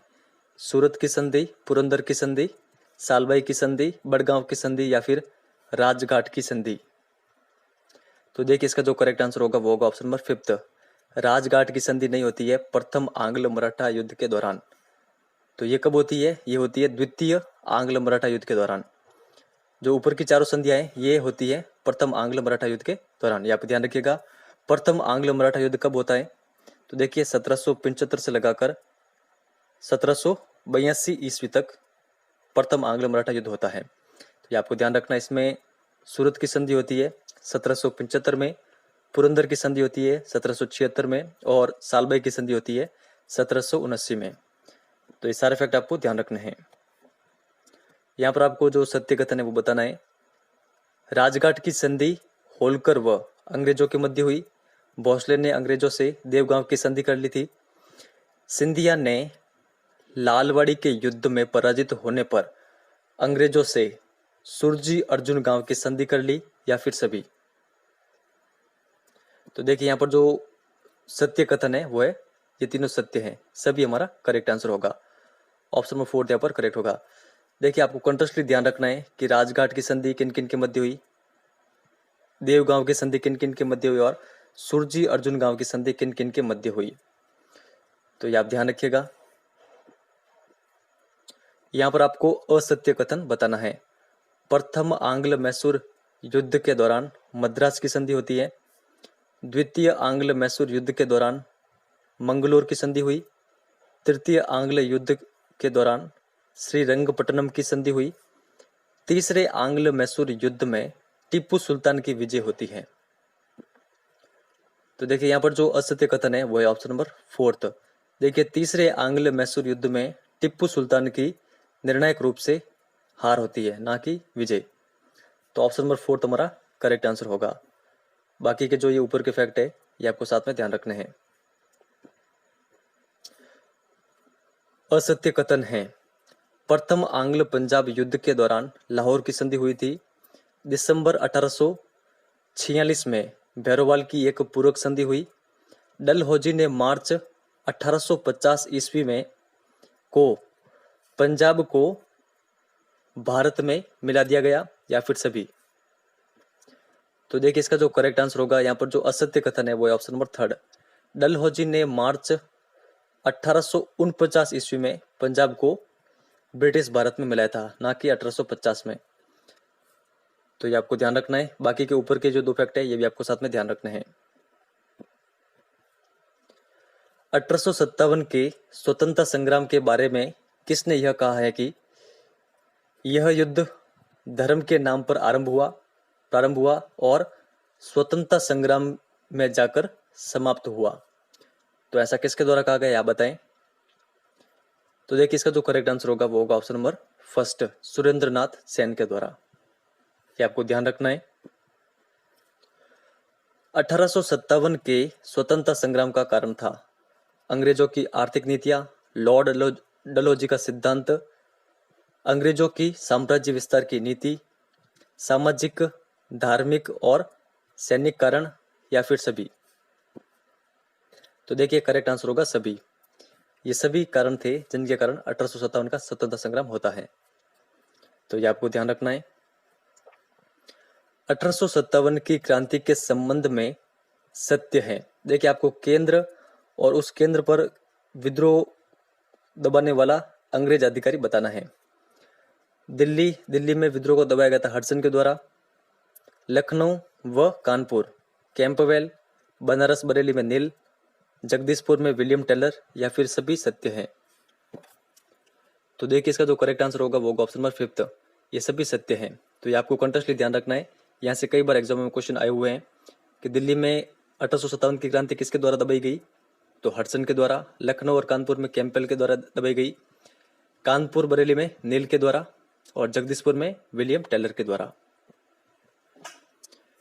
1857 की क्रांति के संबंध में सही सुमेलित नहीं है। केंद्र और वहां पर किसके द्वारा नेतृत्व किया गया था इसके संबंध में? सतारा में रंगोजी बापू गुप्ते, हैदराबाद में सोनाजी पंडित, रंगाराव पांगे, मौलवी सैयद अलाउद्दीन, कर्नाटक में भीमराव मुंडरगी छोटा सिंह, मद्रास में अरुणागिरी व कृष्णा। तो देखिए यहाँ पर जो सही सुमेलित नहीं है वो है मद्रास में अरुणागिरी व कृष्णा। देखिए मद्रास में यहाँ पर नीचे दे रखा है नेतृत्व किया गया था गुलाम घोष व सुल्तान बख्श के द्वारा, और जो ये अरुणागिरी और कृष्णा है इनके द्वारा कहाँ पर नेतृत्व किया गया था? चिगलफुट में। तो ये आपको ध्यान रखना है। कोल्हापुर में नेतृत्व किसने किया था? अन्नाजी फडणवीस ने। और कोयम्बटूर में किसने नेतृत्व किया था? तो ये इनके द्वारा किया गया था मुलगाबल स्वामी के द्वारा। और केरल में किया गया था मुल्ला सन्नी और विजय कुदारत के द्वारा। तो देखिए इन सभी के बारे में आपको कंटिन्यूअसली ध्यान रखना है। ये यहाँ से एग्जाम में आपके क्वेश्चन बन सकता है। सन्यासी विद्रोह को किसने दबाया जिसका उल्लेख उपन्यास आनंद मठ में मिलता है? तो देखिए सन्यासी विद्रोह को दबाया गया था वॉरेन हेस्टिंग्स के द्वारा। तो ये आपको ध्यान रखना है। ये और ये हमें जानकारी कहाँ से मिलती है? उपन्यास आनंद मठ से। और ये आनंद मठ किसके द्वारा लिखा गया था उपन्यास? बंकिम चंद्र चटर्जी के द्वारा। यहाँ पर आपको सही सुमेलित कौन सा है वो बताना है। कोल विद्रोह 1831 में हुआ था, संथाल विद्रोह 1855-56, रामोसी विद्रोह 1822, भील विद्रोह 1825 या फिर सभी यहाँ पर सही सुमेलित हैं। तो देखिए ये सभी सही सुमेलित है। तो ये आपको ध्यान रखना है। ऑप्शन फिफ्थ हमारा करेक्ट आंसर होगा। देखिए डेट आपको याद रखनी है कि कौन सा विद्रोह कब हुआ। अब देखिए जो संथाल विद्रोह है इसका नेतृत्व किसके द्वारा किया गया था? तो सिंधु व कान्हू के द्वारा। रामोसी विद्रोह का नेतृत्व किया गया था सरदार चित्तर सिंह के द्वारा। और भील विद्रोह का नेतृत्व किया गया था सेवरम के द्वारा। देखिए वैसे तो भील आंदोलन 1825 से पहले शुरू हो गया था, लेकिन 1825 में इसका ये वापस शुरू हुआ था। उस समय इसका नेतृत्व किया गया था सेवरम के द्वारा। तो ये सारे फैक्ट आप ध्यान रखिएगा। निम्न में से कौन सा चापेकर बंधु नहीं है? दामोदर हरि चापेकर, बालकृष्ण हरि चापेकर, वासुदेव हरि चापेकर या फिर राधा कृष्णन हरि चापेकर? तो देखिए इसका करेक्ट आंसर होगा option number fourth, Radha Krishnan Hari Chapekar ये चापेकर बंधुओं में नहीं आते हैं। ऑप्शन नंबर 4 हमारा करेक्ट आंसर होगा। तो इन तीनों को कहा जाता है चापेकर बंधु, ये आप ध्यान रखिएगा। इनके संबंध में एक प्रसिद्ध घटना है, ये आपको ध्यान रखनी है। इन्होंने 22 जून 1897 में पुणे के प्लेग कमिश्नर रैंड व लेफ्टिनेंट की हत्या कर दी थी। तो ये आपको फैक्ट कंटेस्टली ध्यान रखना है, 22 जून 1897 में। लंदन में इंडिया हाउस की स्थापना किसके द्वारा की गई थी? तो देखिए इसका जो करेक्ट आंसर होगा वो होगा श्यामजी कृष्ण वर्मा। ये आप ध्यान रखिएगा, इंडिया हाउस की स्थापना लंदन में की गई थी श्यामजी कृष्ण वर्मा के द्वारा। इनकी मासिक पत्रिका का नाम भी आपको ध्यान रखना है, इंडिया सोशलिज्म। विनायक दामोदर सावरकर के द्वारा अभिनव भारत की स्थापना कब की गई? तो देखिए इनके द्वारा अभिनव भारत की स्थापना की गई थी 1904 में। ऑप्शन नंबर 3 हमारा करेक्ट आंसर होगा। यह क्वेश्चन कई बार एग्जाम में आया हुआ है, तो ये आपको कंटेस्टली ध्यान रखना है। यहाँ पर आपको पुस्तक और लेखक के संबंध में जो असत्य है वो बताना है। भवानी मंदिर ये पुस्तक है किनकी? वारिंद्र कुमार घोष की। The Indian war of independence VD Savarkar की पुस्तक है। यंग इंडिया गांधी जी की पुस्तक है। मैं नास्तिक क्यों सुखदेव की पुस्तक है। तो इनमें से कौन सी असत्य है वो आपको बताना है। तो देखिए मैं नास्तिक क्यों हूं, ये सुखदेव की पुस्तक नहीं है, ये पुस्तक है भगत सिंह की। तो ये आपको ध्यान रखना है। ऊपर की तीनों पुस्तकें और लेखक आपको ये ध्यान रखना है। चंपारण किसान आंदोलन कब हुआ था? तो देखिए चंपारण किसान आंदोलन हुआ था 1917 ईस्वी में। ऑप्शन नंबर 3 हमारा करेक्ट आंसर होगा। चंपारण कहाँ पड़ता है? बिहार में। खेड़ा किसान आंदोलन कब हुआ था? तो देखिए खेड़ा किसान आंदोलन हुआ था 1918 ईस्वी में। ऑप्शन नंबर 4 हमारा करेक्ट आंसर होगा। लखनऊ में अखिल भारतीय किसान सभा का गठन कब हुआ? तो देखिए लखनऊ में अखिल भारतीय किसान सभा का गठन हुआ था 11 अप्रैल 1936 को। ऑप्शन नंबर 3 यहाँ पर करेक्ट होगा। इंडिया लीग की स्थापना कब हुई? तो देखिए इंडिया लीग की स्थापना हुई थी 1875 में। ऑप्शन नंबर 1 यहाँ पर करेक्ट है। निम्न में से कौन सा कांग्रेस का उदारवादी नेता नहीं है? दादा भाई नौरोजी, व्योमेश चंद्र बनर्जी, बाल गंगाधर तिलक, फिरोज शाह मेहता। तो देखिए उदारवादी नेता नहीं है बाल गंगाधर तिलक, ये एक उग्रवादी नेता थे, या फिर आपको ये ध्यान रखना है जो गरमपंथ था उसके ये नेता थे। बाकी ये थे उदारवादी नेता, तो इनके नाम आपको ध्यान रखने हैं। यहां पर आपको असत्य कथन बताना है। तिलक ने अप्रैल 1916 ईस्वी में बेलगाम में होम रूल लीग की स्थापना की। एनी बिसेंट ने सितंबर 1916 में अडियार में होम रूल लीग की स्थापना की। रॉलेक्ट एक्ट 1917 में पारित हुआ। गांधी ने रॉलेक्ट एक्ट के विरुद्ध सत्याग्रह आंदोलन की शुरुआत की। तो देखिए असत्य कथन है ऑप्शन नंबर 3। रॉलेक्ट एक्ट पारित हुआ था 1919 में। 1917 दे रखा है जो कि गलत है। तो बाकी के जो ये फैक्ट है ये आपको कंटेस्टली ध्यान रखने हैं। अमृतसर के जलियांवाला बाग में कब पुलिस के द्वारा फायरिंग की गई? यानी जलियांवाला बाग हत्याकांड कब हुआ था? तो देखिए जलियांवाला बाग हत्याकांड हुआ था 13 अप्रैल 1919 में। ऑप्शन नंबर 3 हमारा करेक्ट आंसर होगा। यह डेट आपको जरूर ध्यान रखनी, काफी अधिक इंपॉर्टेंट डेट है। और मानगढ़ पहाड़ी हत्याकांड कब हुआ था? 17 नवंबर 1913 में। यह भी डेट आपको ध्यान में रखनी है। पूरे भारत में खिलाफत दिवस कब मनाया गया था? तो देखिए पूरे भारत में खिलाफत दिवस मनाया गया था 17 अक्टूबर 1919 में। ऑप्शन नंबर 2 यहाँ पर करेक्ट होगा। यहाँ पर आपको असहयोग आंदोलन के संबंध में जो कथन सही नहीं है वो बताना है। असहयोग आंदोलन की शुरुआत 1 अगस्त 1920 में हुई। 5 फरवरी 1922 को चोरा चोरी कांड हुआ। 12 फरवरी 1922 को गांधी जी ने आंदोलन वापस ले लिया। सुभाष चंद्र बोस ने इसे अत्यंत कष्टदायक कहा, या फिर कोई नहीं। तो देखिए इसका जो करेक्ट आंसर होगा वो होगा कोई नहीं, क्योंकि ये चारों जो कथन है ये चारों कथन सत्य है। तो ये चारों फैक्ट आपको कंटेस्टली ध्यान रखना है। शुरू कब हुआ, चोरा चोरी कांड कब हुआ, गांधी जी ने असहयोग आंदोलन कब वापस ले लिया, और इसे अत्यंत कष्टदायी बताया असहयोग आंदोलन को वापस लेना किसने? सुभाष चंद्र बोस ने। तो ये चार फैक्ट आपको ध्यान रखने हैं।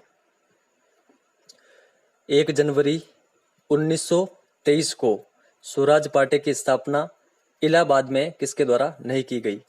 मोतीलाल नेहरू, चित्तरंजन दास, विठल भाई पटेल या फिर वल्लभ भाई पटेल? तो देखिए इसमें शामिल नहीं थे वल्लभ भाई पटेल। ऑप्शन नंबर 4 हमारा करेक्ट आंसर होगा। तो देखिए स्वराज पार्टी की स्थापना की गई थी मोतीलाल नेहरू और चित्तरंजन दास, और इनमें विठल भाई पटेल भी शामिल थे। प्रमुखतः इन दोनों का नाम आता है, तो इन दोनों का नाम आप ध्यान रखिएगा। अगर आपसे पूछ ले कि महासचिव किसे बनाया गया, तो महासचिव बनाया गया था मोतीलाल नेहरू को। स्वराज पार्टी का स्थापित कब हुई और कहां पर हुई, ये आपको ध्यान रखना है। साइमन कमीशन कब भारत पहुंचा? यह क्वेश्चन काफी अधिक इंपॉर्टेंट है। तो देखिए साइमन कमीशन भारत पहुंचा था 3 फरवरी 1928 ईस्वी में। ऑप्शन नंबर 4 हमारा करेक्ट आंसर होगा। और ये सबसे पहले कहां पर आया था? बंबई। और इस साइमन कमीशन का लाहौर में विरोध किसके द्वारा किया गया था? लाला लाजपत राय के द्वारा। तो ये आपको साथ में ध्यान रखना है। गांधी जी अपने 78 साथियों के साथ कब दांडी यात्रा शुरू करते हैं?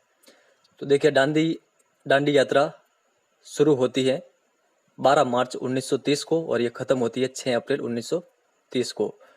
तो ये दोनों फैक्ट आपको ध्यान रखने हैं। ऑप्शन नंबर 3 हमारा इसका करेक्ट आंसर होगा। गांधी इरविन समझौता कब हुआ? देखिए ये क्वेश्चन कई बार एग्जाम में पूछा हुआ है। तो देखिए गांधी इरविन समझौता हुआ था 5 मार्च 1931 को। ऑप्शन नंबर 2 यहाँ पर करेक्ट होगा। अब ये बताने की आवश्यकता बिल्कुल नहीं होगी मुझे कि ये किन किन के मध्य हुआ था, गांधी जी और इरविन के मध्य। तो ये आपको ध्यान रखना है। और ये समझौता किन के प्रयासों से संभव हुआ? तो देखिए तेज बहादुर सप्रू और जयकर के प्रयासों से। तो इन दोनों का नाम भी आपको ध्यान में रखना है। यहां पर आपको असत्य कथन बताना है। गांधी जी ने दूसरे गोलमेज सम्मेलन में भाग लिया। गांधी अम्बेडकर के बीच पूर्ण समझौता 26 सितंबर 1932 में हुआ। गांधी जी राजपुताना नामक जहाज पर सवार होकर लंदन गए थे। कांग्रेस ने सभी गोलमेज सम्मेलनों में भाग लिया था। तो देखिए इसका जो करेक्ट आंसर होगा वो होगा ऑप्शन नंबर 4। देखिए कांग्रेस ने सभी गोलमेज सम्मेलन में भाग नहीं लिया था। तो ये एक असत्य कथन है। Option number 4। तो कांग्रेस ने कितने गोलमेज सम्मेलनों में भाग लिया था? तो देखिए कांग्रेस ने केवल दूसरे गोलमेज सम्मेलन में भाग लिया था और केवल इनका एक प्रतिनिधि ही गोलमेज सम्मेलन में भाग लेता है। कांग्रेस का केवल एक सदस्य जाता है और उस सदस्य का नाम है गांधी जी। तो ये आपको ध्यान रखना है। बाकी के जितने भी ये फैक्ट हैं ये आपको ध्यान रखने हैं। पूर्ण समझौता कब हुआ, ये डेट आपको कंटेस्टली ध्यान में रखनी है। यहां पर आपको असत्य कथन बताना है। व्यक्तिगत सत्याग्रह अक्टूबर 1940 में शुरू हुआ। प्रथम सत्याग्रही विनोबा भावे थे। दूसरे सत्याग्रही जवाहरलाल नेहरू थे। व्यक्तिगत सत्याग्रह प्रथम विश्व युद्ध में भारतीयों को शामिल करने के खिलाफ शुरू हुआ था। तो देखिए यहाँ पर जो असत्य कथन है वो है ऑप्शन नंबर 4। देखिए जो व्यक्तिगत सत्याग्रह है ये द्वितीय विश्व युद्ध में भारतीयों को शामिल करने के खिलाफ शुरू हुआ था, ना कि प्रथम विश्व युद्ध में। तो ऑप्शन नंबर 4 हमारा करेक्ट आंसर होगा। और ऊपर के जो इफेक्ट है ये आपको कंटेस्टली ध्यान रखना है, यहाँ से एग्जाम में क्वेश्चन बने हुए हैं। बंबई में अखिल भारतीय कांग्रेस समिति की बैठक में गांधी जी ने कब भारत छोड़ो आंदोलन शुरू किया? तो देखिए गांधी जी ने भारत छोड़ो आंदोलन शुरू किया था 8 अगस्त 1942 को। और इन्होंने गांधी जी ने एक नारा भी दिया था, करो या मरो का नारा। तो ये आपको साथ में ध्यान रखना है। और देखिए 8 अगस्त के एक दिन बाद 9 अगस्त को जितने भी बड़े बड़े नेता थे गांधी जी समेत उन सभी को गिरफ्तार कर दिया गया था। तो ये क्वेश्चन भी एग्जाम में पूछा हुआ है, तो ये डेट भी आपको साथ में ध्यान रखनी है। यहां पर आपको असत्य कथन बताना है। भगत आंदोलन का नेतृत्व गोविंद गुरु ने किया। गोविंद गुरु ने 1883 ईस्वी में संप सभा की स्थापना की।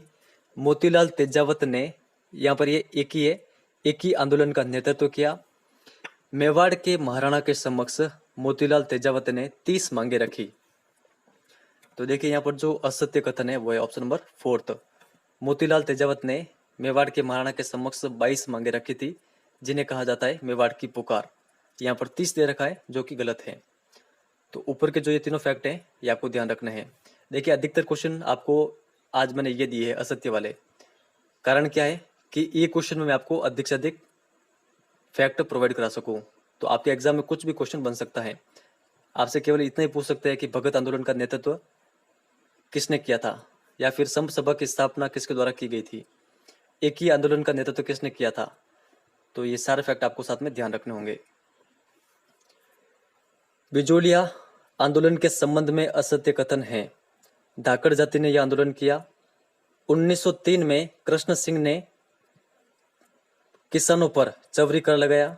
1906 में नए सामंत पृथ्वीराज ने प्रजा पर तलवार बंदी नमक कर लगाया। 1916 में उपरमाल पंच बोर्ड की स्थापना की गई। तो देखिए यहाँ पर जो असत्य कथन है वो है ऑप्शन नंबर 4। देखिए उपरमाल पंच बोर्ड की स्थापना की गई थी 1917 में। यहाँ पर 1916 दे रखा है, जो कि गलत है। तो ये आपको ध्यान रखना है। और देखिए जो बिजोलिया किसान आंदोलन है ये शुरू हुआ था 1897 में और ये समाप्त हुआ था 1941 में। और ये एक अहिंसक आंदोलन था, विश्व का सबसे बड़ा अहिंसक आंदोलन। बाकी के जो ये तीनों फैक्ट है ये आपको साथ में ध्यान रखने होंगे। राजस्थान जाट क्षेत्रीय सभा की स्थापना कब हुई? तो देखिए राजस्थान जाट क्षेत्रीय सभा की स्थापना हुई थी 1931 में। ऑप्शन नंबर 2 यहाँ पर करेक्ट होगा। एक फैक्ट आपको साथ में ये भी ध्यान रखना है, सीकर किसान आंदोलन का नेतृत्व राम नारायण चौधरी ने किया था। तो ये भी फैक्ट आपको साथ में ध्यान रखना है। 25 अप्रैल 1934 को कटरातल में किसकी अध्यक्षता में विशाल महिलाओं का सम्मेलन हुआ? देखिए ये क्वेश्चन मोस्ट ऑफ एग्जामिनेशन में पूछा हुआ है।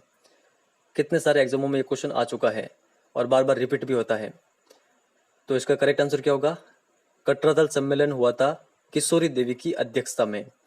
और इसमें मुख्य प्रवक्ता कौन थी? उत्तमा देवी। ये भी आपको साथ में ध्यान रखना है। 25 अप्रैल 1934 को हुआ था कटरातल सम्मेलन। इसमें 10,000 से अधिक महिलाओं ने भाग लिया था। क्यों भाग लिया? देखिए सीहोट का एक सामंत था, सीहोट का सामंत जिसका नाम था मानसिंह। ये आपको ध्यान रखना है। इसने महिलाओं के साथ दुर्व्यवहार किया था। इसके विरुद्ध फिर यह सम्मेलन हुआ था। तो ये फैक्ट आपको सारे ध्यान रखने हैं। राजस्थान सेवा संघ व रावल अनूप सिंह के बीच हुए समझौते को किसने बोलेसेविक फैसले की संज्ञा दी? तो देखिए ये दी थी मेवाड़ राज्य ने। ऑप्शन नंबर 2 हमारा करेक्ट आंसर होगा। तो ये आप ध्यान रखिएगा। देखिए यहाँ पर ये किस आंदोलन की बात हो रही है? यहाँ पर बेगू किसान आंदोलन की।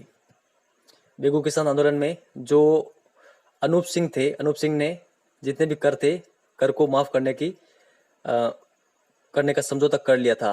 तब फिर मेवाड़ राज्य ने कहा था कि ये तो यहाँ पर बोलेसेविक फैसला हो रहा है। फिर इस फैसले को नकार दिया गया था मेवाड़ राज्य के द्वारा। जो अनूप सिंह ने कर माफ किए थे उसको मना कर दिया मेवाड़ राज्य ने, और बाद में अनूप सिंह को भी बंदी बना दिया था। बेगू किसान आंदोलन के तहत ट्रेंच के द्वारा कब किसानों पर फायरिंग की गई? ये क्वेश्चन काफी अधिक इंपॉर्टेंट है। अगर आपको आता है तो आप कमेंट सेक्शन में लिख के जरूर बताएं। तो देखिए ट्रेंच ने किसानों पर फायरिंग कर दी थी 13 जुलाई 1923 में। ऑप्शन नंबर 3 यहाँ पर हमारा करेक्ट आंसर होगा। और इसमें रूपा जी और कृपा जी धाकड़ नामक किसान मारे गए थे। तो इन दोनों का नाम भी आपको साथ में ध्यान रखना है, और ये डेट आपको जरूर ध्यान रखनी है। देखिए बार बार क्वेश्चन आते हैं और अधिकतर स्टूडेंट एग्जाम के टाइम रिवीजन करके नहीं जाते हैं और गलत करके आ जाते हैं। आपको बार बार इन क्वेश्चनों का रिवीजन करना है, निश्चित ही आप अच्छा स्कोर करके आएंगे रीट एग्जाम में। बरड़ किसान आंदोलन के तहत डाबी गांव में नैनूराम शर्मा की अध्यक्षता में चल रही किसानों की सभा पर कब गोलियां बरसा दी गई? तो कब बरसा दी गई आप बताएं। तो देखिए इसका जो करेक्ट आंसर होगा वो होगा ऑप्शन नंबर 2, 2 अप्रैल 1923 को। तो ये आपको ध्यान रखना है। किस आंदोलन की यहाँ पर बात कर रहे हैं हम? बरड़ किसान आंदोलन की। और जिसकी अध्यक्षता कौन कर रहे थे? डाबी गांव में नैनूराम शर्मा। तो उस समय किसानों पर क्या चला दी गई थी? गोलियां। और ये डेट आपको ध्यान रखनी है, 2 अप्रैल 1923। नीमूचना हत्याकांड कब हुआ? तो देखिए नीमूचना हत्याकांड हुआ था 14 मई 1925 को। ऑप्शन नंबर 3 हमारा करेक्ट आंसर होगा। अब देखिए ये दो डेटे किन किन से संबंधित हैं, किन किन आंदोलन से, तो वो आपको कमेंट सेक्शन में लिख के बताना है। जस्ट अभी मैंने आपको आगे ये बताई है। गांधी ने यंग इंडिया में इसे दोहरी डायर से कहा है, किसे? जो नींबूचढ़ा हत्याकांड हुआ है उसको। तो ये आपको ध्यान रखना है, नींबूचढ़ा हत्याकांड कब हुआ, यह डेट आपको ध्यान रखनी है, 14 मई 1925 को। अखिल भारतीय देसी राज्य लोक परिषद के प्रथम अधिवेशन का उपाध्यक्ष किसे बनाया गया? तो देखिए प्रथम उपाध्यक्ष बनाया गया था विजय सिंह पथिक को, और अध्यक्ष किसे बनाया गया था? बहादुर रामचंद्र राव को। तो ये आप ध्यान रखिएगा, ऑप्शन नंबर 2 हमारा करेक्ट आंसर होगा। कांग्रेस के किस अधिवेशन में देसी राज्यों के आंदोलनों को समर्थन देने का प्रस्ताव पारित हुआ था?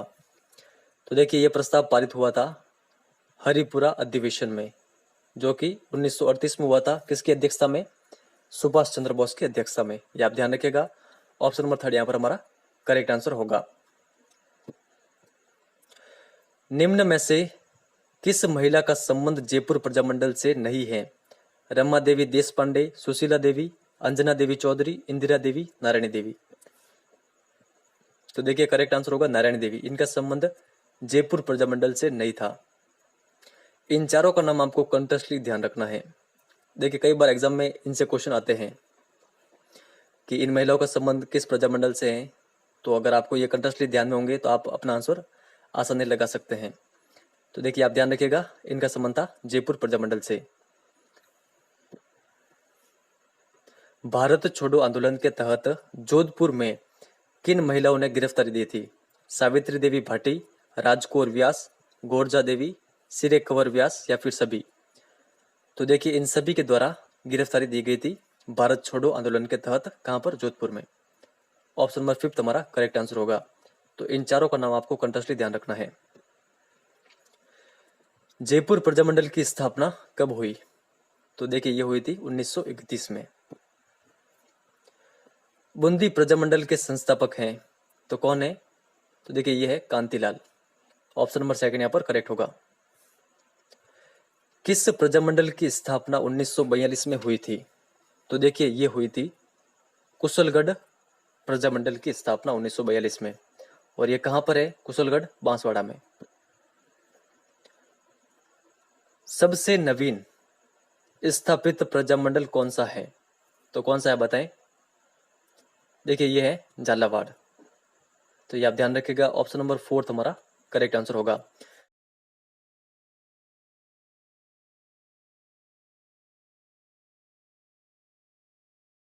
महाराणा प्रताप का जन्म कहां पर हुआ था?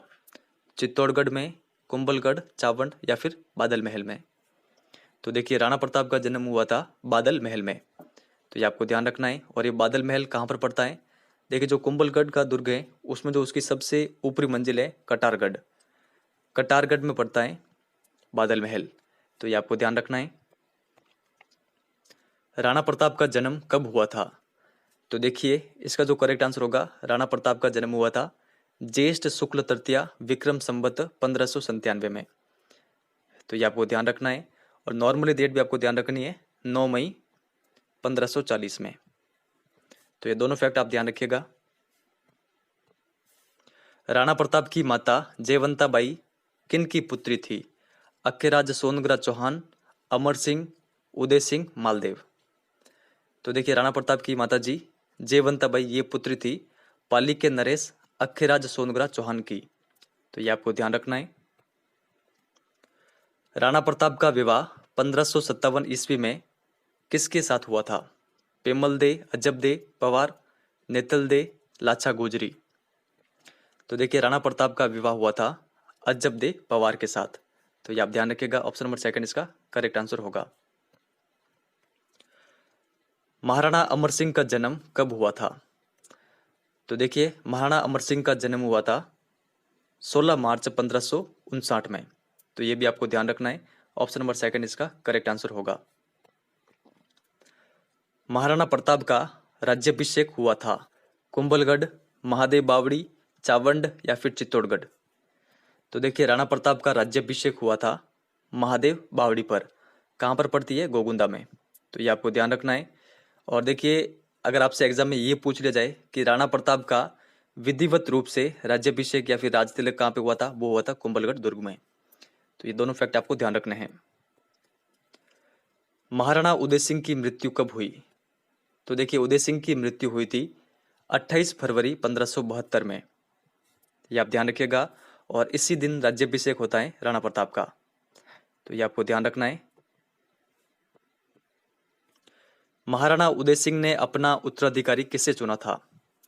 तो देखिए महाराणा उदय सिंह ने अपना उत्तराधिकारी चुना था जगमाल को। और ये राणा प्रताप का एक सौतेला भाई था। तो ये आपको ध्यान रखना है। अकबर द्वारा राणा प्रताप के से बातचीत हेतु भेजे गए दूतों का सही क्रम यहाँ पर आपको बताना है। तो देखिए यहाँ पर जो सही क्रम है वो है, सबसे पहले अकबर ने भेजा था राणा प्रताप को समझाने के लिए या फिर बातचीत करने के लिए जलाल खान को। कब भेजा? नवंबर 1572 में। उसके बाद में मान सिंह को भेजा गया था जून 1573 में। उसके बाद में भगवंत दास को भेजा गया था अक्टूबर 1573 में। और सबसे लास्ट में भेजा गया था टोडरमल को दिसंबर 1573 में। तो ये आपको ध्यान रखना है।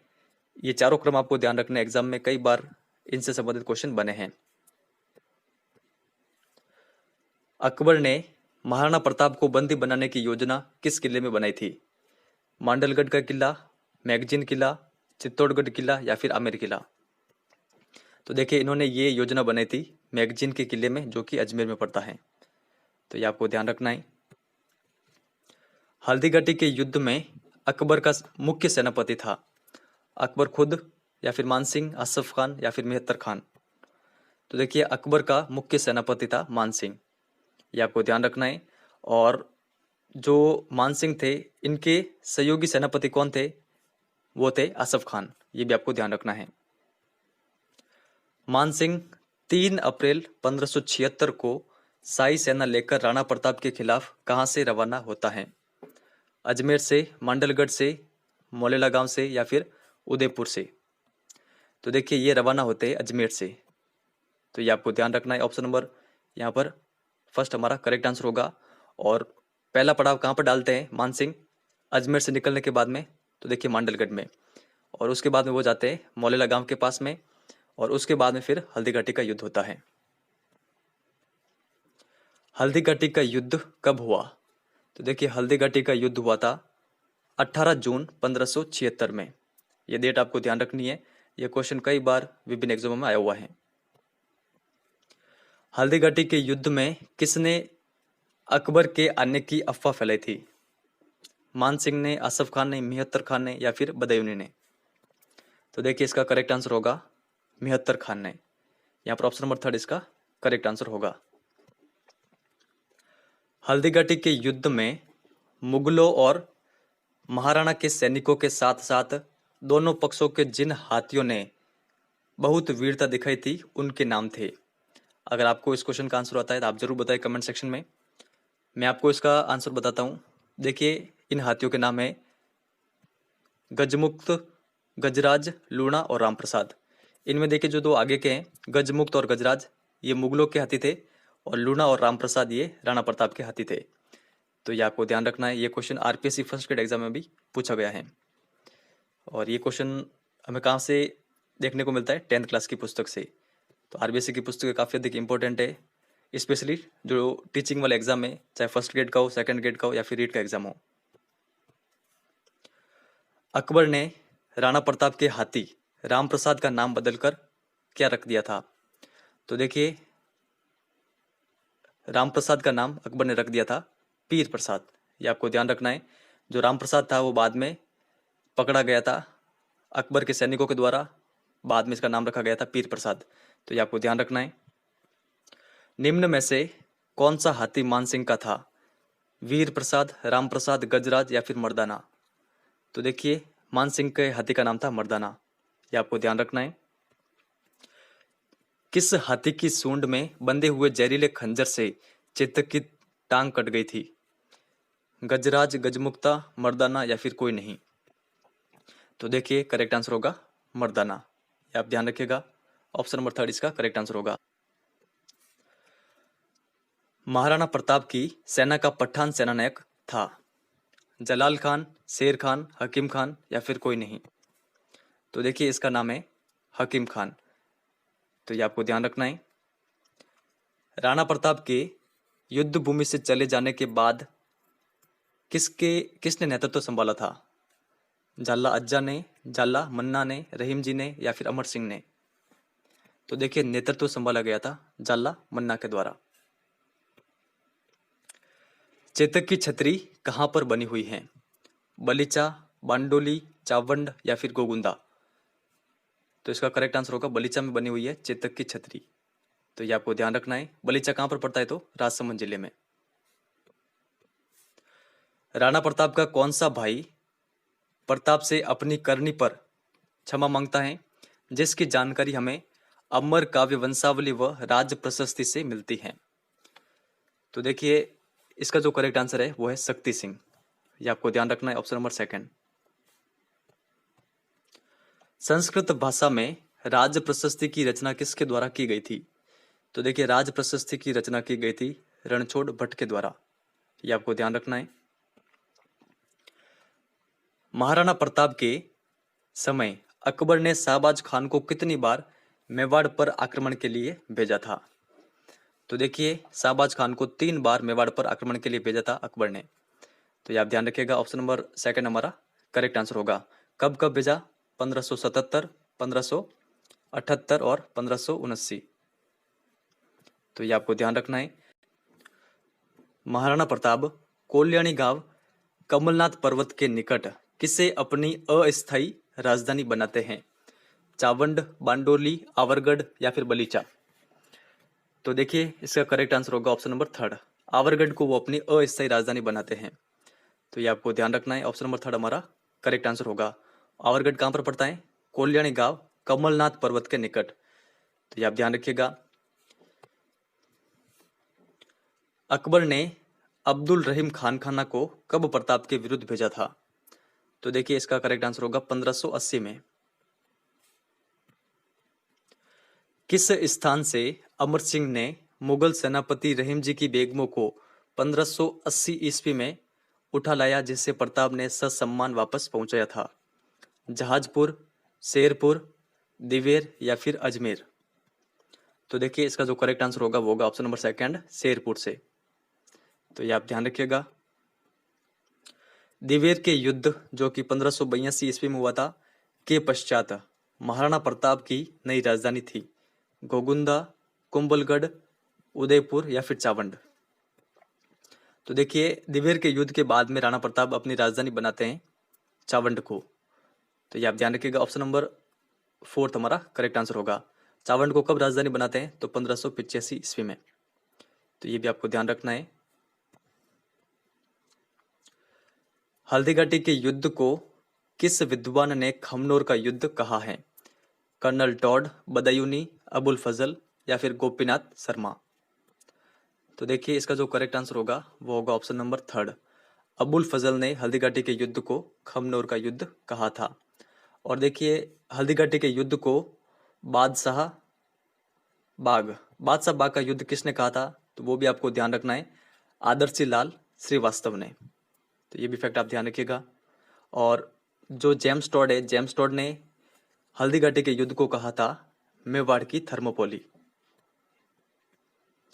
महाराणा प्रताप ने कितने वर्षों तक शासन किया था? तो देखिए राणा प्रताप ने शासन किया था 24 वर्षों तक, ये आपको ध्यान रखना है। ऑप्शन नंबर 2 इसका करेक्ट आंसर होगा। कर्नल टॉड ने किस युद्ध को मेवाड़ का मैराथन की संज्ञा दी? तो देखिए कर्नल टॉड ने मेवाड़ का मैराथन कहा था दिवेर के युद्ध को, जो कि 1582 ईस्वी में होता है। किन किन के मध्य? राणा प्रताप और जो सुल्तान खान था उन दोनों के मध्य, ये आपको ध्यान रखना है। और इस युद्ध में सुल्तान खान मारा जाता है, तो ये आप ध्यान रखिएगा। महाराणा प्रताप ने मुगल सेना को बुरी तरह से पराजित किया था? कुंभलगढ़ में, बयाना में, खातौली में या फिर दिवेर में? तो देखिए बुरी तरह पराजित किया था दिवेर के युद्ध में। इतिहासकार बदायूनी ने किस युद्ध को गोगुंदा का युद्ध की संज्ञा दी? हल्दीघाटी का युद्ध, चित्तौड़ का युद्ध, दिवेर का युद्ध या फिर कुंभलगढ़ का युद्ध? तो देखिए बदायूनी ने गोगुंदा का युद्ध की संज्ञा दी थी हल्दीघाटी के युद्ध को, तो ये आपको ध्यान रखना है। भामाशाह द्वारा महाराणा प्रताप को दी गई राशि थी? तो देखिए ये थी 25 लाख रुपए। राणा प्रताप 1585 ईस्वी में किसको पराजित करके चावंड को अपनी आपातकालीन राजधानी बनाते हैं? तो आप बताइए इसका करेक्ट आंसर क्या होगा? Chandraveer Singh, Jagannath Kachhwaha, colonel James Tod, Luna Chawandiya? तो देखिए इसका करेक्ट आंसर होगा लूणा चावंडिया को हराकर चावंड को अपनी आपातकालीन राजधानी बनाते 1585 ईस्वी में राणा प्रताप। तो ये फैक्ट आपको ध्यान रखना है। महाराणा प्रताप की छतरी कहां पर बनी हुई है? तो देखिए राणा प्रताप की छतरी बनी हुई है बांडोली में। और ये कितने खंभों की छतरी है? तो ये है 8 खंभों की छतरी। और ये किस बांध के किनारे है? तो खेजड़ बांध के किनारे। तो ये आप ध्यान रखिएगा। निम्न में से कौन महाराणा प्रताप को की ओर से नहीं लड़ा था? झालामान, हकीम खान सुर, पुंजा भील या फिर बदायूनी? तो देखिए इसका करेक्ट आंसर होगा जो बदायूनी था वो राणा प्रताप की ओर से नहीं लड़ता है, ये लड़ता है अकबर की ओर से। तो ये आपको ध्यान रखना है। आपसे एग्जाम में ये भी पूछा जा सकता है कि कौन सा एक ऐसा इतिहासकार है जो हल्दीघाटी के युद्ध में मुगलों की तरफ से लड़ता है? तो वह है बदायूनी। महाराणा प्रताप ने चावंड में किसका मंदिर बनवाया था? तो देखिए राणा प्रताप ने चावंड में मंदिर बनाया था चामुंडा माता का। महाराणा प्रताप किन को छोड़कर शेष मेवाड़ वापस जीत लेते हैं? तो आप बताइए इसका करेक्ट आंसर क्या होगा? चित्तौड़गढ़, मांडलगढ़, कुंभलगढ़ या फिर एक और दो दोनों? तो देखिए इसका जो करेक्ट आंसर होगा चित्तौड़गढ़ और मांडलगढ़, इन दोनों को छोड़कर शेष मेवाड़ वापस जीत लेते हैं राणा प्रताप। तो यहाँ पर ऑप्शन नंबर 4 इसका करेक्ट आंसर होगा। महाराणा प्रताप ने कहां से मेवाड़ की चित्रकला का स्वतंत्र विकास प्रारंभ किया था? तो देखिए इन्होंने प्रारंभ किया था ये चावंड से। हल्दीघाटी के युद्ध के बाद निम्नलिखित में से किन सेनानायकों के नेतृत्व में अकबर ने महाराणा प्रताप के विरुद्ध सैन्य अभियान भेजे? अब्दुल रहीम खान खाना, शाहबाज खान, जगन्नाथ कछवाहा, अब्दुल्ला खान?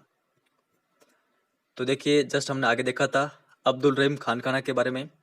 ये कब आते हैं राणा प्रताप से युद्ध करने के लिए? 1580 में। शाहबाज खान कुंभलगढ़ के युद्ध में आता है। 3 बार अकबर ने भेजा था इसको, 77, 78 और 79 में। और जगन्नाथ कछवा कब आता है? सबसे अंतिम अभियान जगन्नाथ कछवा के द्वारा किया जाता है 1584, 85 में। तो ये तीनों आए थे। तो इसका करेक्ट आंसर क्या होगा? ऑप्शन नंबर डी, 1, 2 और 3। तो इनका नाम आप ध्यान रखिएगा।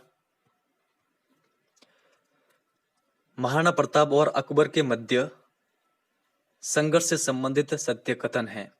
देखिए ये क्वेश्चन या तो आरपीएससी फर्स्ट ग्रेड एग्जाम में पूछा गया है या फिर आरपीएससी के जो कॉलेज व्याख्याता के एग्जाम होते हैं उनमें पूछा गया था। तो मैंने आपके सामने एज इट इज ये क्वेश्चन रखा है। अगर आपको आता है तो आप इसका आंसर जरूर बताएं। तो सर कथन देखते हैं। अकबर के राणा प्रताप के सौतेले भाई जगमाल को प्रलोभित करके जहाजपुर की जागीर प्रदान की। मानसिंह के चले जाने के पश्चात राणा प्रताप ने गोगुंदा को पुनः हस्तगत कर लिया। राणा प्रताप ने ईडर रियासत के नारायण दास को अकबर के विरुद्ध विद्रोह करने को उकसाया। राणा प्रताप को पकड़ने का अंतिम असफल प्रयास 1584-85 में छेड़ा गया, जब जगन्नाथ कछवा को एक बड़ी टुकड़ी के साथ भेजा गया।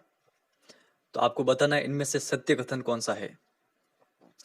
तो देखिए पहला जो कथन दे रखा है कि अकबर ने राणा प्रताप के सौतेले भाई जगमाल को प्रलोभित करके जहाजपुर की जागीर दी, यह कथन सत्य है। दूसरा कथन भी सत्य है, जब मानसिंह चला गया था तो राणा प्रताप ने गोगुंदा को पुनः हस्तगत कर लिया था। राणा प्रताप ने ईडर रियासत के नारायणदास को भी अकबर के विरुद्ध विद्रोह करने को उकसाया था, ये भी सही है। और चौथा वाला कथन भी करेक्ट है। तो हमारा करेक्ट आंसर होगा ऑप्शन नंबर डी, 1 2 3 4। ओ नीला घोड़ारा असवार शब्द किनके हैं? तो आप बताइए ये शब्द किनके हैं? देखिए ये शब्द हैं शक्ति सिंह के, जो राणा प्रताप का भाई है, उनके ये शब्द हैं। तो ये आप ध्यान रखिएगा। चावंड कितने वर्षों तक राजधानी बनी रही थी? तो देखिए चावंड मेवाड़ की राजधानी बनी रही थी 28 वर्षों तक, ये आपको ध्यान रखना है। राणा प्रताप की मृत्यु पर अकबर ने आंसू टपकाए थे, ये जानकारी हमें किससे मिलती है? कर्नल जेम्स टॉड से, दुर्सा आडा से, बदायूनी से, या फिर कोई नहीं?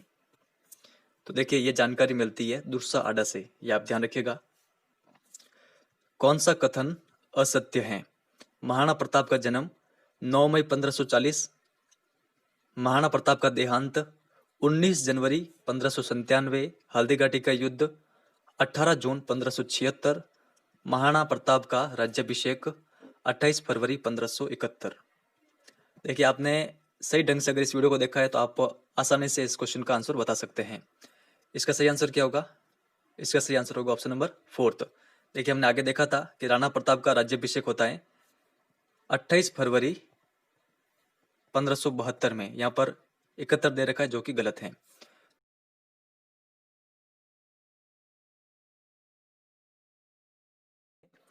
सवाई जयसिंह का जन्म कब हुआ था? अगर आपको इस क्वेश्चन का आंसर आता है तो आप बता सकते हैं। देखिए करेक्ट आंसर क्या होगा? सवाई जयसिंह का जन्म हुआ था 1688 ईस्वी में, यहाँ पर ऑप्शन नंबर 2 इसका करेक्ट आंसर होगा। और सवाई जयसिंह की मृत्यु कब होती है? तो देखिए इनकी मृत्यु होती है 1743 ईस्वी में, तो ये भी फैक्ट आपको साथ में ध्यान रखना है। सवाई जयसिंह के पिता का नाम था मिर्जा राजा जयसिंह, बिशन सिंह, प्रताप सिंह, या फिर कर्ण सिंह? तो देखिए सवाई जयसिंह के पिता का नाम था बिशन सिंह, यहाँ पर 2 नंबर इसका करेक्ट आंसर होगा। औरंगजेब की मृत्यु के बाद उसके पुत्रों के उत्तराधिकारी संघर्ष में सवाई जयसिंह ने किसका साथ दिया था? मुअज्जम का, आजम का, कामबख्श का, या फिर अकबर का? तो देखिए थोड़ा सा मैं आपको बेसिक बता लेता हूँ। ये चारों पुत्र किनके थे? ये चारों पुत्र थे औरंगजेब के। और इनमें से जो ये कामबख्श हैं, देखिए कामबख्श ने इस उत्तराधिकारी संघर्ष में कोई रुचि नहीं ली, यानी वो सत्ता नहीं चाहता था, तो ये आप ध्यान रखिएगा। और जो देखिए ये अकबर हैं, अकबर फारस चला गया था, तो ये दोनों तो पहले ही बाहर हो गए उत्तराधिकारी संघर्ष से। अब पीछे 2 बचते हैं, तो आपको इनमें से बताना है कि सवाई जयसिंह ने किसका साथ दिया था, मुअज्जम का या फिर आजम का? तो देखिए करेक्ट आंसर होगा सवाई जयसिंह ने साथ दिया था आजम का, ऑप्शन नंबर 2। लेकिन उत्तराधिकारी संघर्ष में विजयी कौन होता है? मुअज्जम, जिसका नाम था अन्य नाम बहादुर शाह प्रथम, तो ये आपको ध्यान रखना है। और इस युद्ध का नाम भी आप ध्यान रखिएगा, जो ये उत्तराधिकारी संघर्ष युद्ध था इसका नाम था जाजू का युद्ध। बहादुर शाह प्रथम ने आमेर का शासक किसे बनाया? सवाई जयसिंह, विजय सिंह, अजीत सिंह, या फिर अमर सिंह? देखिए करेक्ट आंसर होगा बहादुर शाह प्रथम ने आमेर का शासक बनाया था विजय सिंह को। किसको हटाकर? सवाई जयसिंह को हटाकर। और ये विजय सिंह कौन था? सवाई जयसिंह का भाई। सवाई जयसिंह को हराकर आमेर का नाम इस्लामाबाद या फिर मोमिनाबाद किसने रखा था? तो आप ऑप्शन देके इसका आंसर बता सकते हैं। बहादुर शाह ने, बहादुर शाह प्रथम ने। सवाई जयसिंह मालवा का कितने बार सूबेदार बना था? 1, 2, 3 या फिर 4 बार? तो देखिए जयसिंह मालवा के 3 बार सूबेदार बनते हैं। देबारी समझौता में कौन सा शासक शामिल नहीं था? मेवाड़ का अमर सिंह द्वितीय, जोधपुर का अजीत सिंह, जयपुर का सवाई जयसिंह, या फिर मेवाड़ का अमर सिंह प्रथम? तो देखिए मेवाड़ के जो अमर सिंह प्रथम थे वे शामिल नहीं थे देबारी समझौते में। देबारी समझौता किन किन के मध्य होता है? मेवाड़ के अमर सिंह 2, जोधपुर के अजीत सिंह और जयपुर के सवाई जय सिंह के मध्य होता है। कब? 1708 ईस्वी में, तो ये आप ध्यान रखिएगा। देबारी समझौते में अमर सिंह द्वितीय ने किस शासक के सामने शर्त रखी थी कि वह उसकी पुत्री चंद्र कुमारी से शादी करे व उसका पुत्र आगामी राजा बने। तो देखिए ये शर्त इन्होंने रखी थी सवाई जय सिंह के समक्ष। तो ये आपको ध्यान रखना है, ऑप्शन नंबर सेकंड इसका करेक्ट आंसर होगा। जयपुर की किस शासक ने जयपुर के किस शासक ने 7 मुगल बादशाहों का शासन देखा था? सवाई जय सिंह, मिर्जा राजा जय सिंह, मान सिंह या फिर सवाई प्रताप सिंह। तो देखिए करेक्ट आंसर होगा सवाई जय सिंह ने 7 मुगल बादशाहों का शासन देखा था। ऑप्शन नंबर फर्स्ट यहाँ पर करेक्ट होगा। भरतपुर रियासत में चुंडामन ने विद्रोह कर दिया, किसने 1722 ईस्वी में उसे दबाने के लिए जय सिंह को भेजा? तो जय सिंह को किसने भेजा था? बहादुर शाह ने, बादशाह रंगीला ने, मोहम्मद शाह ने या फिर कोई नहीं। तो देखिए चुंडामन के विद्रोह को दबाने के लिए जय सिंह को भेजा गया था बादशाह रंगीला के द्वारा। ये आपको ध्यान रखना है, ऑप्शन नंबर सेकंड इसका करेक्ट आंसर होगा। सवाई जय सिंह ने किसको ब्रजराज की उपाधि व डीग की जागीर दी? विनय सिंह को, बदन सिंह को, बर सिंह को या फिर अभय सिंह को? तो देखिए इसका जो करेक्ट आंसर होगा वो होगा बदन सिंह को दी थी डीग की जागीर और ब्रजराज की उपाधि। ऑप्शन नंबर सेकंड इसका करेक्ट आंसर होगा। जय सिंह को राज राजेश्वर श्री राजाधिराज सवाई की उपाधि से कौन विभूषित करता है? बहादुर शाह, बादशाह रंगीला, मोहम्मद शाह या फिर कोई नहीं? तो देखिए इसका जो करेक्ट आंसर होगा वो होगा मोहम्मद शाह। ये आपको ध्यान रखना है, ये क्वेश्चन काफी देखिए इंपॉर्टेंट भी है। जय सिंह ने कब नक्षत्र सारणी का निर्माण करवाया? और इस नक्षत्र सारणी का नाम क्या है? जिज मोहम्मद शाही। तो देखिए इन्होंने नक्षत्र सारणी का निर्माण करवाया था 1725 ईस्वी में। ये आप ध्यान रखिएगा। जय सिंह कारिका नामक ज्योतिष ग्रंथ किसने लिखा था? मिर्जा राजा जय सिंह, सवाई जय सिंह, पुंडरिक रत्नाकर, पुंडरिक विठल। तो देखिए ये ग्रंथ किसका है? जय सिंह कारिका। देखिए ये ग्रंथ लिखा गया था सवाई जय सिंह के द्वारा। ये आपको ध्यान रखना है। सवाई जय सिंह ने सबसे पहले कहां पर वेधशाला का निर्माण करवाया था? जयपुर, दिल्ली, बनारस, मथुरा या फिर उज्जैन में? तो देखिए करेक्ट आंसर होगा सबसे पहले दिल्ली में वेधशाला का निर्माण करवाया था। और ये भी आपको ध्यान रखना है कि सवाई जय सिंह ने कुल कितनी वेधशालाओं का निर्माण करवाया था? तो 5 वेधशालाओं का निर्माण करवाया था। कहां कहां पर? जयपुर, दिल्ली, बनारस, मथुरा और उज्जैन में। जय सिंह द्वारा निर्मित सबसे बड़ी वेधशाला जिसे जुलाई 2010 में यूनेस्को की विश्व धरोहर सूची में रखा गया, तो ये वेधशाला कौन सी है? जयपुर, दिल्ली, बनारस या फिर मथुरा? देखिए ये वेधशाला है जयपुर की। ये आप ध्यान रखिएगा। सवाई जय सिंह आमेर के स्थान पर किसको अपनी राजधानी बनाते हैं? तो देखिए बाद में ये बनाते हैं जयपुर को अपनी राजधानी। ये आपको ध्यान रखना है, ऑप्शन नंबर सेकंड इसका करेक्ट आंसर होगा। जयपुर स्थान पर एक शिकार होदी स्थित थी जिसे सवाई जय सिंह ने क्या रूप दे दिया था? हवा महल, बादल महल, बिशन सिंह महल या फिर अनूप महल? तो देखिए इसका करेक्ट आंसर होगा बादल महल। तो ये आपको ध्यान रखना है। जयपुर की स्थापना कब हुई? देखिए ये क्वेश्चन विभिन्न एग्जामों में कई बार पूछा हुआ है। अगर आपको इसका आंसर आता है तो आप बताएं। देखिए इसका करेक्ट आंसर होगा जयपुर की स्थापना हुई थी 18 नवंबर 1727 ईस्वी में। तो ये आपको ध्यान रखना है।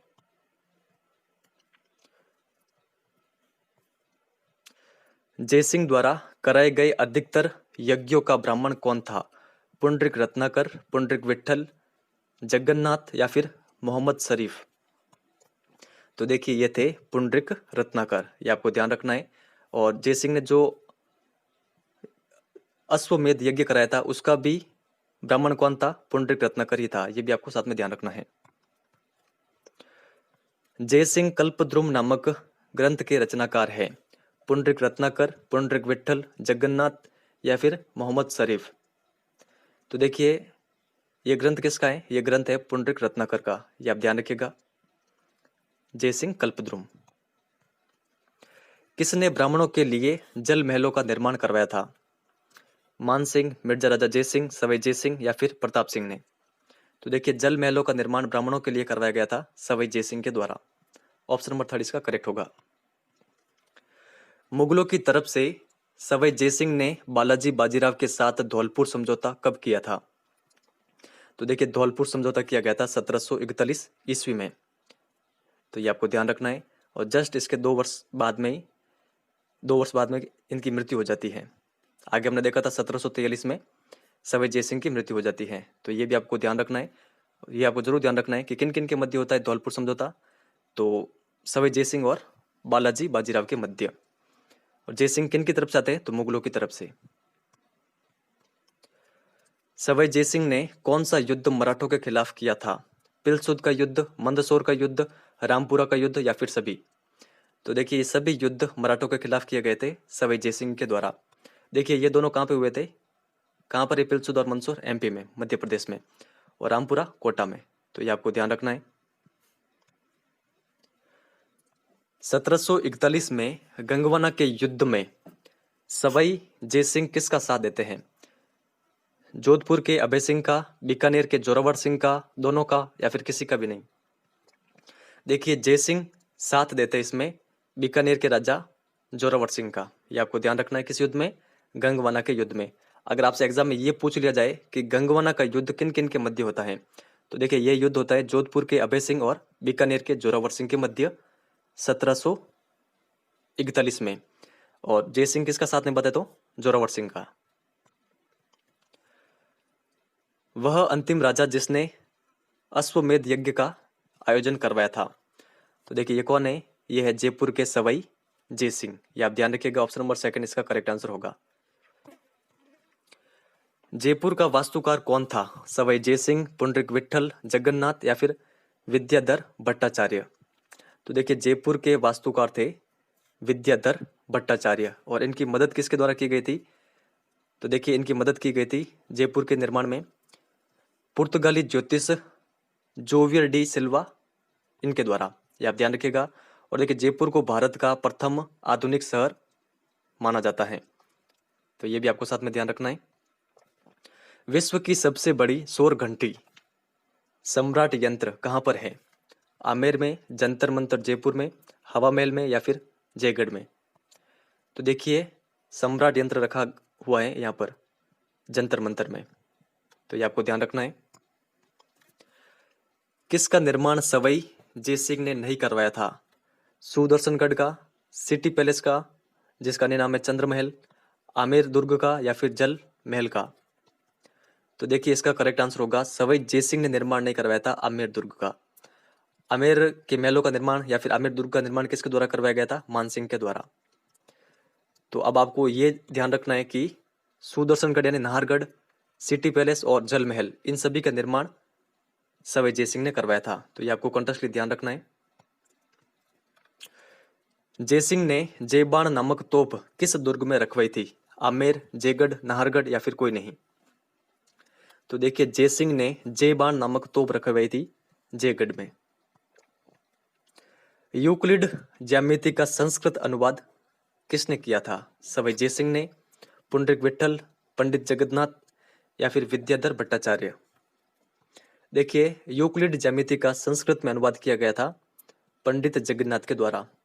और ये किन के दरबारी विद्वान थे? सवाई जयसिंह के। ये आपको ध्यान रखना है। जयसिंह ने किन को विदेशों में पुस्तकों के संग्रह करने के लिए भेजा था? मोहम्मद मेहरी, मोहम्मद शरीफ, दोनों या फिर कोई नहीं? तो देखिए इन दोनों को भेजा गया था विदेशों में पुस्तकों के संग्रह के लिए।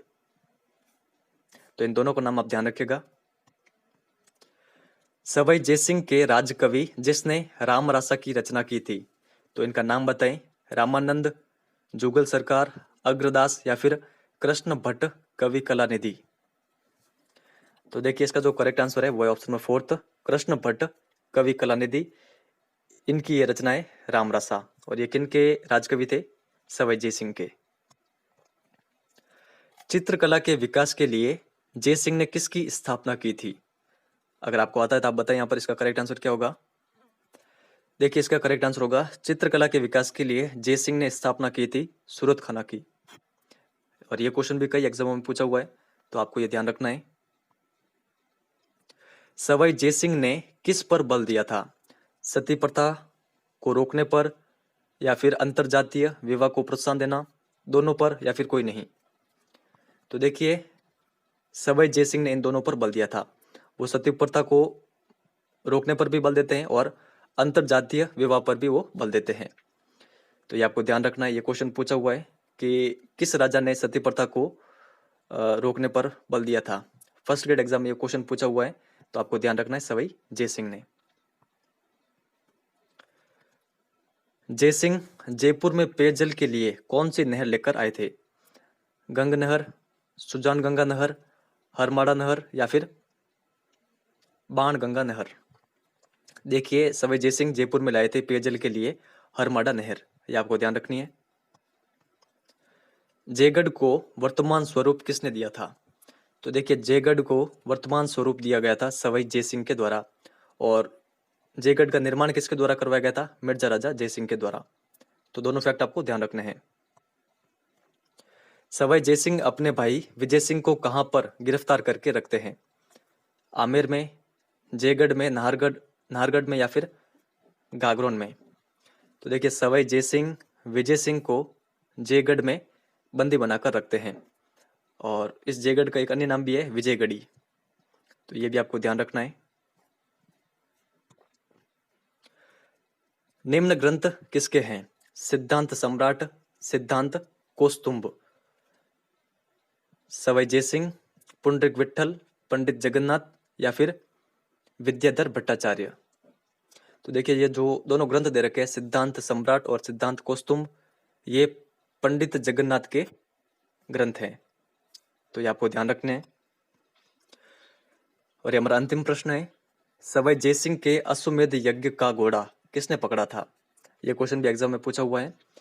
पृथ्वीराज राठौड़, दीप सिंह कुंभाणी, रतन राठौड़ या फिर करमचंद पवार ने? तो देखिए जब इन्होंने अश्वमेध यज्ञ का आयोजन करवाया था और जब इसका जो घोड़ा छोड़ा गया था, इस घोड़े को बाद में पकड़ दिया गया था दीप सिंह कुंभाणी के द्वारा। तब फिर दीप सिंह कुंभाणी ने जय सिंह से युद्ध किया था, और इस युद्ध में दीप सिंह कुंभाणी अपने 25 साथियों के साथ लड़ता हुआ मारा जाता है। तो ये आपको ध्यान रखना है। तो ये हमारा था वीडियो, आपको कैसा लगा है? अगर वीडियो हेल्पफुल लगा है तो इस वीडियो को लाइक करके शेयर जरूर करना। तो इस वीडियो में इतना ही है, धन्यवाद।